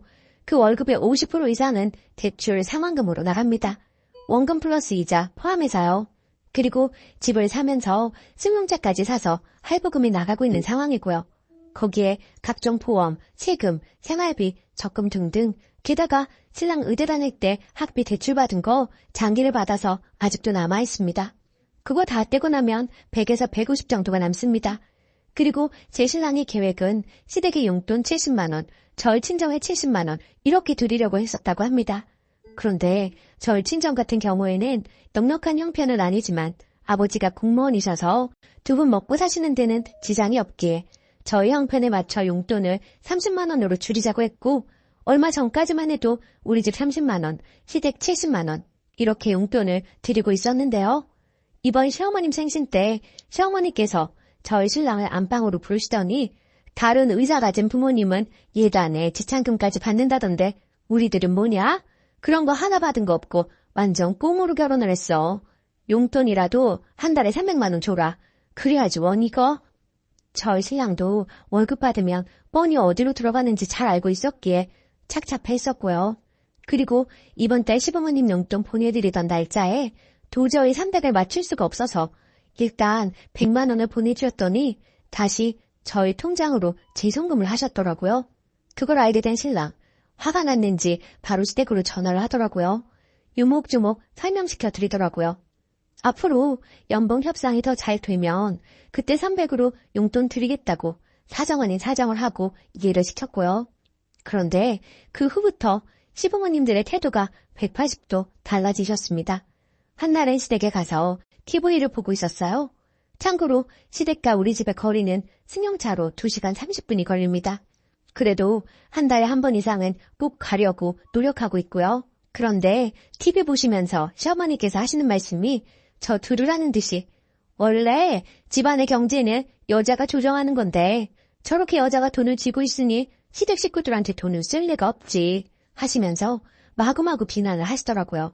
그리고 동서가 고구마를 구워왔는데 저한테는 먹어보라는 말 한마디를 안 하시더라고요. 너무 섭섭해서 눈물이 나올 지경이었습니다. 그렇게 섭섭한 마음으로 뒤로 한 채 혼자 운전을 하고 집에 가는 차 안에서 눈물이 주룩주룩 흐르더라고요. 그렇지만 사실은 신랑한테는 말할 수 없었고 저 혼자 삭혔습니다. 신랑이 알게 되면 속상해할 테고 신랑 성격에 분명 시부모님들께 한마디씩 할 것 같아서요. 그냥 저 속으로 삭혔습니다. 그리고 이렇게 글을 올려봅니다. 정말 시댁과의 갈등이라는 게 한번 골이 생겨버리니 돌이킬 길이 없다는 것 같다는 생각이 드네요. 이 마당에 적금을 깨고 생활비를 줄여가며 300만 원이라는 용돈을 드려야 할지 아니면 계속 이런 냉전의 상태로 지내야 할지 자식된 도리를 잘하고 싶었는데 무리한 것을 요구하시니 너무 힘이 듭니다. 마음이 정말 답답하기만 합니다. 후기 댓글이 얼마나 달렸을까 생각하며 한참 만에 들어와 봤는데 정말 감사합니다. 그리고 얘기가 길어질까봐 결혼할 당시 상황과 제가 현재 쉬고 있는 부분에 대해서는 설명을 거의 하지 않았는데요. 그 때문에 오해하시는 분들이 계신 것 같다는 생각이 드네요.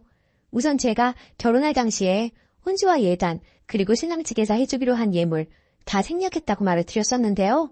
이야기하자면 너무나도 길지만 최대한 줄여서 얘기를 해보자면 저희 아버지가 공무원이시긴 하시나 어머니께서 꽤 오랜 투병 생활을 하셨던지라 집안 형편이 많이 좋지 않았습니다. 물론 지금은 완쾌되셨고 형편도 어느 정도 자리를 잡은 상황이고요. 하지만 그때 당시 저는 아무것도 가진 것도 없는 데가 무슨 결혼이겠느나 싶어 일단 결혼은 포기하고 살고 있었습니다. 그러던 중에 지금의 신랑을 알게 된 것이고요. 그때 당시 제 신랑 끊임없이 저에게 다가왔고 제 마음 잡으려고 고생 많이 했던 사람입니다. 그럼에도 그런 신랑의 마음 저는 받아줄 수 없었고요. 저의 못난 현실 때문에요. 그런데 그런 사정을 다 알게 된 신랑이 저를 다 이해해주고 감싸주더라고요. 그렇게 그 사람의 진심이 통했고 결혼에 꼴이 나게 된 것입니다. 그렇게 처음부터 저의 사정을 알고 있었던 신랑은 결혼하기 전부터 혼수, 예단, 지참금, 예물까지 다 생략하자고 했었고요. 그 부분에서 굉장히 주관이 뚜렷했습니다. 반면에 저는 그래도 기본적인 것은 빚을 내서라도 해가야 한다는 주의였던지라 쉽사리 받아들이기 쉽지가 않았지만 신랑이 시부모님들께 허락까지 받은 상황이었고 시부모님들 또한 그렇게 하자며 의견을 내주셔서 저희는 정말 감사하던 마음으로 따라가게 된 것이었고요. 물론 그게 시부모님들의 진심이 아니라는 것은 나중에 알게 되었지만 말입니다.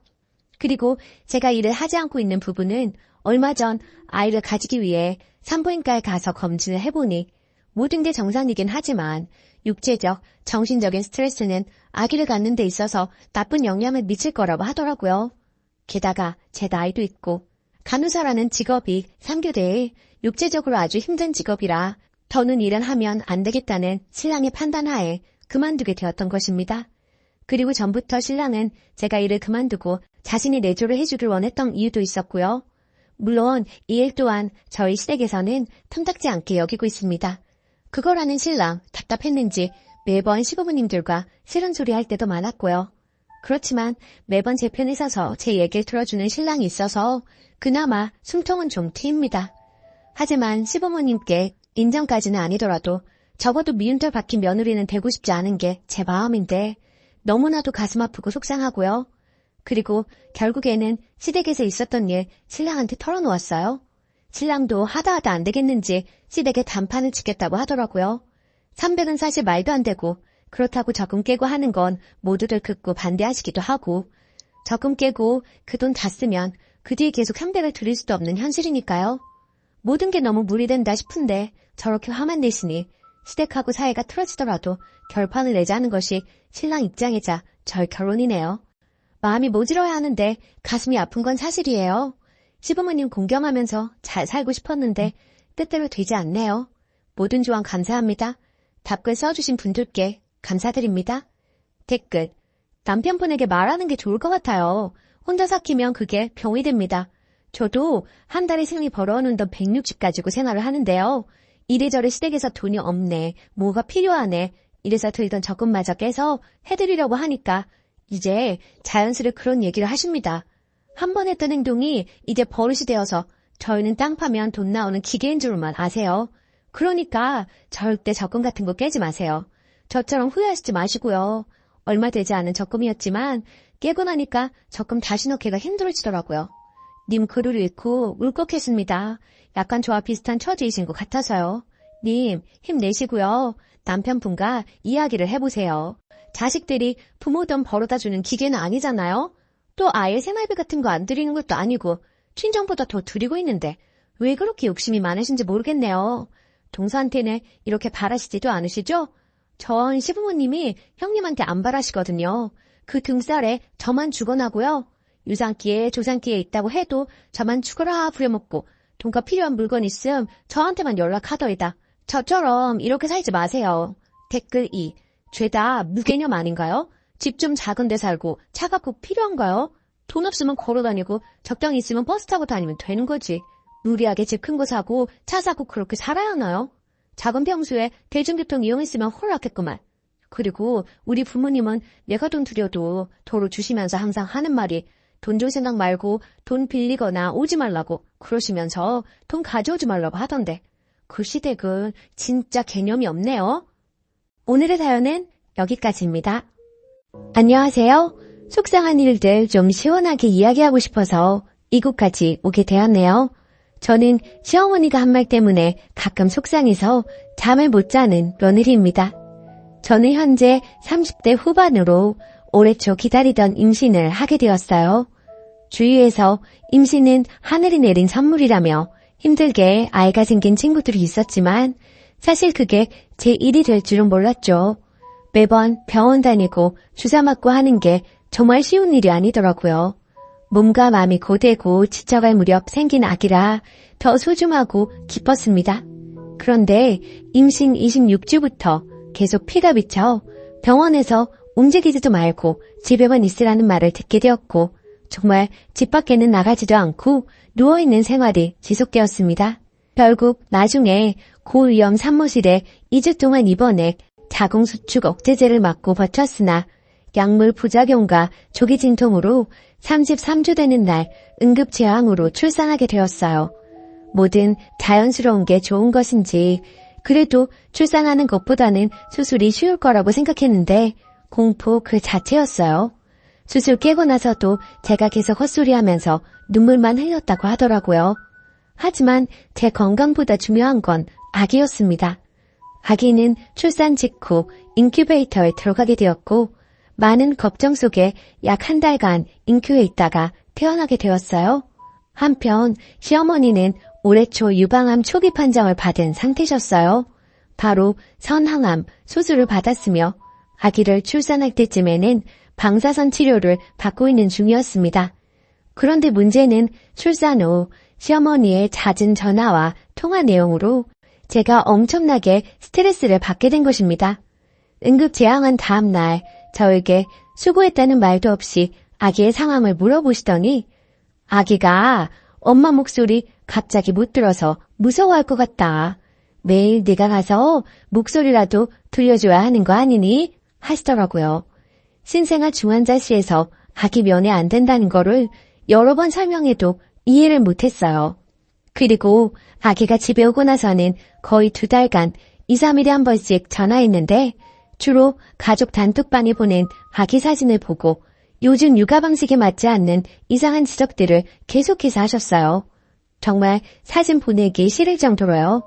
이를테면 아기 사진 보내면 뜬금없이 아기 양말 신겨라, 발 시렵다, 애 감기 걸려.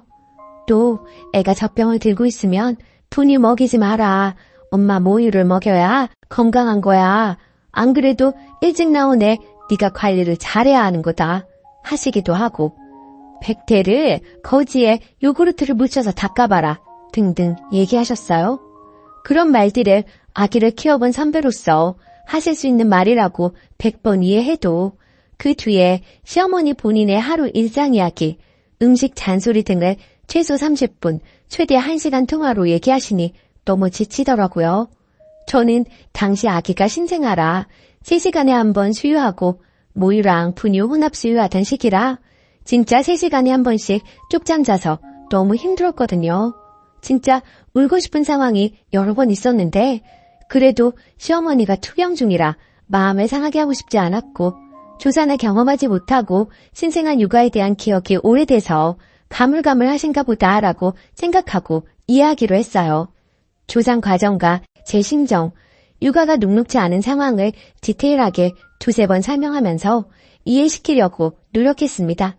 근데 어느 날 아기의 병원 정기검진 날에 전화가 와서 통화하는데 시어머니가 아니 아기가 왜 이렇게 자주 병원에 가냐?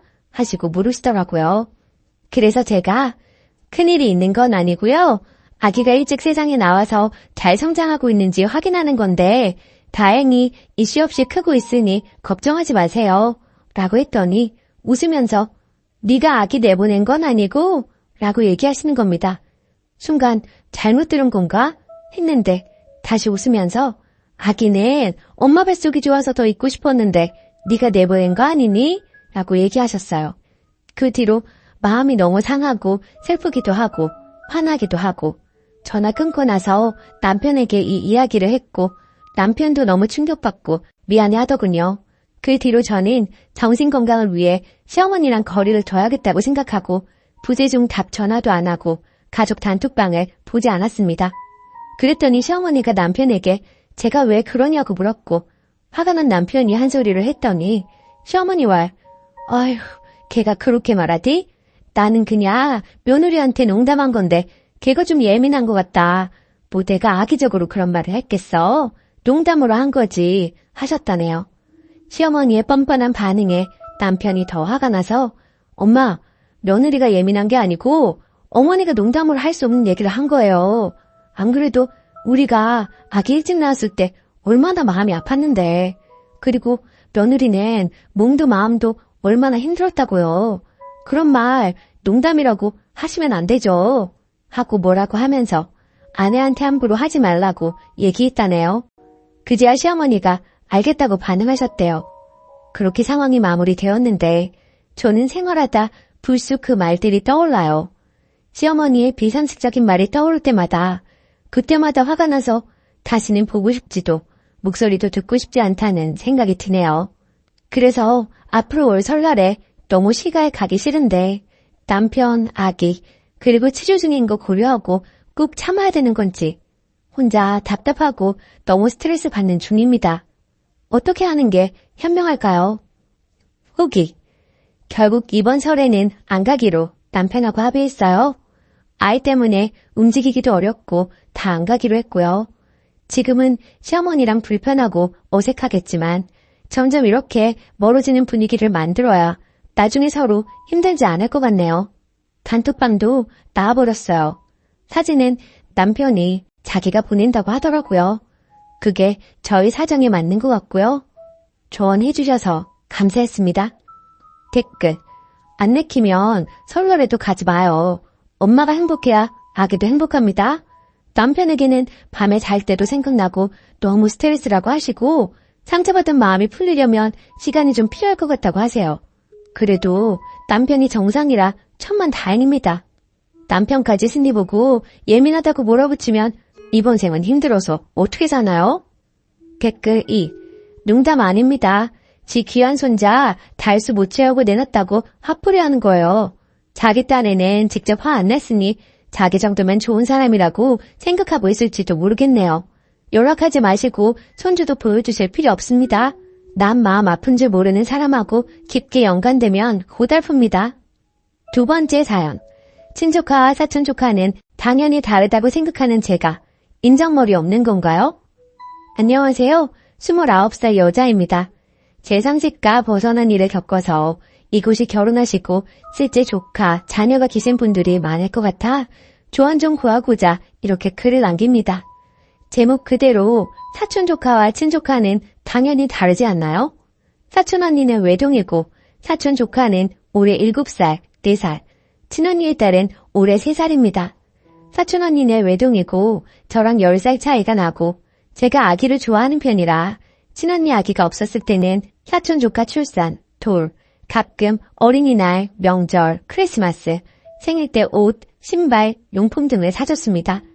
그 후로 친언니가 임신하고 제 친조카가 태어나다 보니 당연히 저도 제 친조카에게 모든 것들이 몰빵이 되었고 친조카가 태어나기 전보다 사촌조카에게 주는 선물 등의 빈도수가 자연스레 줄었습니다. 운 좋게 좋은 직장에 다녀서 또래보다 좋은 연봉 받고 복지 좋은 회사 다니고 있어 조카에게 사주는 선물이 개수도 가격도 조금은 높고 시간도 많이 보내고 있습니다. 자랑은 아니고 사전 설명차 말씀드리는 겁니다. 그리고 제가 일주일 전에 영국으로 출장을 다녀왔는데 버버리 유아 제품이 한국보다 저렴해서 내년에 입을 트렌치코트, 치마 등을 조카 크리스마스 선물 기념으로 사왔습니다. 어제 부모님, 언니 부부랑 저녁 먹기로 해서 본집에 갔더니 사촌 언니 부부, 이모가 저녁 약속 전에 시간이 남아 오랜만에 들렀다고 집에 있었어요. 엄마나 언니도 제가 버버리나 다른 장난감 가져올지를 모르고 따로 연락을 안 해줬기에 제가 쇼핑백이랑 장난감을 양손에 들고 나타나니 뭐야? 라고 해서 친조카 선물이다 하고 출장 간 김에 샀다 하면서 작은 방에 넣어놨고 그 자리에서 보여주고 예쁘지? 뭐 이러면 좀 그렇고 재수없을 것 같아서 이모네 식구들 있을 때는 열어보지도 않았습니다. 근데 사촌 언니가 내 거랑 우리 애들 건 없어? 이러길래 이건 나도 비싸서 못 입어 하면서 장난질에 넘겼는데 저만 장난이고 사촌 언니는 장난이 아니었나 봐요. 오늘 카톡으로 아무리 사촌 조카랑 친조카 다르다고 해도 돈도 잘 버는데 버버리가 아니라도 우리 애들도 크리스마스인데 장난감 하나라도 사줄 수 있는 거 아니야? 만약 준비 못했으면 기분 좋게 용돈이라도 조금 한 번 줄 수 있는 거 아니야? 라고 메시지가 왔더라고요. 저로서는 어이가 없어서요. 퍼부으려다가 엄마랑 이모 사이 생각해서 언니랑 이모 애들 있는지 몰랐다. 그리고 버버리는 나도 영국 간 김에 산 거고 사실 그동안 내가 언니네 애들 사촌 조카 치고는 돌, 생일 등등 챙길 만큼 챙겼고 우리 언니도 뭘 해주면 고맙다고 하지 당연하게 바라지 않아. 이랬더니 돈 잘 벌고 좋은 직장에 능력도 있는 줄 알았더니 이런 것도 사촌이라고 제거했던 거니? 어쩌고 하길래 저도 못 참고 언니는 나한테 뭘 해줬길래 당당하게 바라는 거야? 내가 공부하고 시험 보고 회사 좋은 곳 간 거 내가 내 능력으로 간 거지. 언니가 나한테 축하한다는 그 말 제외하고 나한테 뭐 해준 거 있어? 내가 열심히 해서 얻은 결과에 대해 왜 모임 칭찬하려고 하는데. 그리고 나 땡땡이한테 지금 해주는 거 진영부한테 받은 고마움 갚는 거다. 나 시험 합격하고 취업했을 때 고생했다며 가방 사주고 생일 때 뭐 사주고 했는데 내가 받은 게 있으니까 갚는 거지. 그냥 무조건적으로 봉사하고 퍼주는 게 아니야. 그리고 설사 내가 내 언니한테 무조건적으로 봉사한다고 해도 언니한테 이렇게 설명할 필요도 없고 라고 하니 그래 너 잘났다. 언제까지 그렇게 잘나는지 한번 볼게. 이러길래 그냥 차단하고 씹었습니다. 같이 욕해주세요 이런 의도 아니고 제가 센스가 좀 없었던 건가요? 사촌 언니 큰딸은 내년에 학교 가니 가방이라도 사줘야겠다고 생각하고 있었는데 얘한테 그러면 안 될 수도 있지만 그 생각도 싹 사라지고 정 떨어져서요. 추가. 어제 글 올리고 댓글 달아주신 거 오늘 아침에는 읽을 수 있는 개수였는데 지금은 아침보다 더 많은 댓글이 달렸네요. 먼저 소중한 의견 감사합니다. 그리고 오춘 조카라는 거 촌스로는 아는데 하도 사촌 조카 하다 보니 글이 이렇게 적었는데 앞으로는 확실하게 오춘 조카라고 하려고요. 왜 그동안 선물을 많이 해줬느냐 하는데 사촌 언니 아이들을 이모가 봐주고 있고 엄마랑 이모가 사이가 좋고 집도 가까워 서로의 집 막내가 잦았습니다. 그러다 보니 저희 엄마도 저도 자연스레 사촌 언니 자녀에게 정이 쌓이고 예뻐해서 자발적으로 사준 거고 사실 엄청나게 많이 자주 무엇을 사주지는 않았습니다.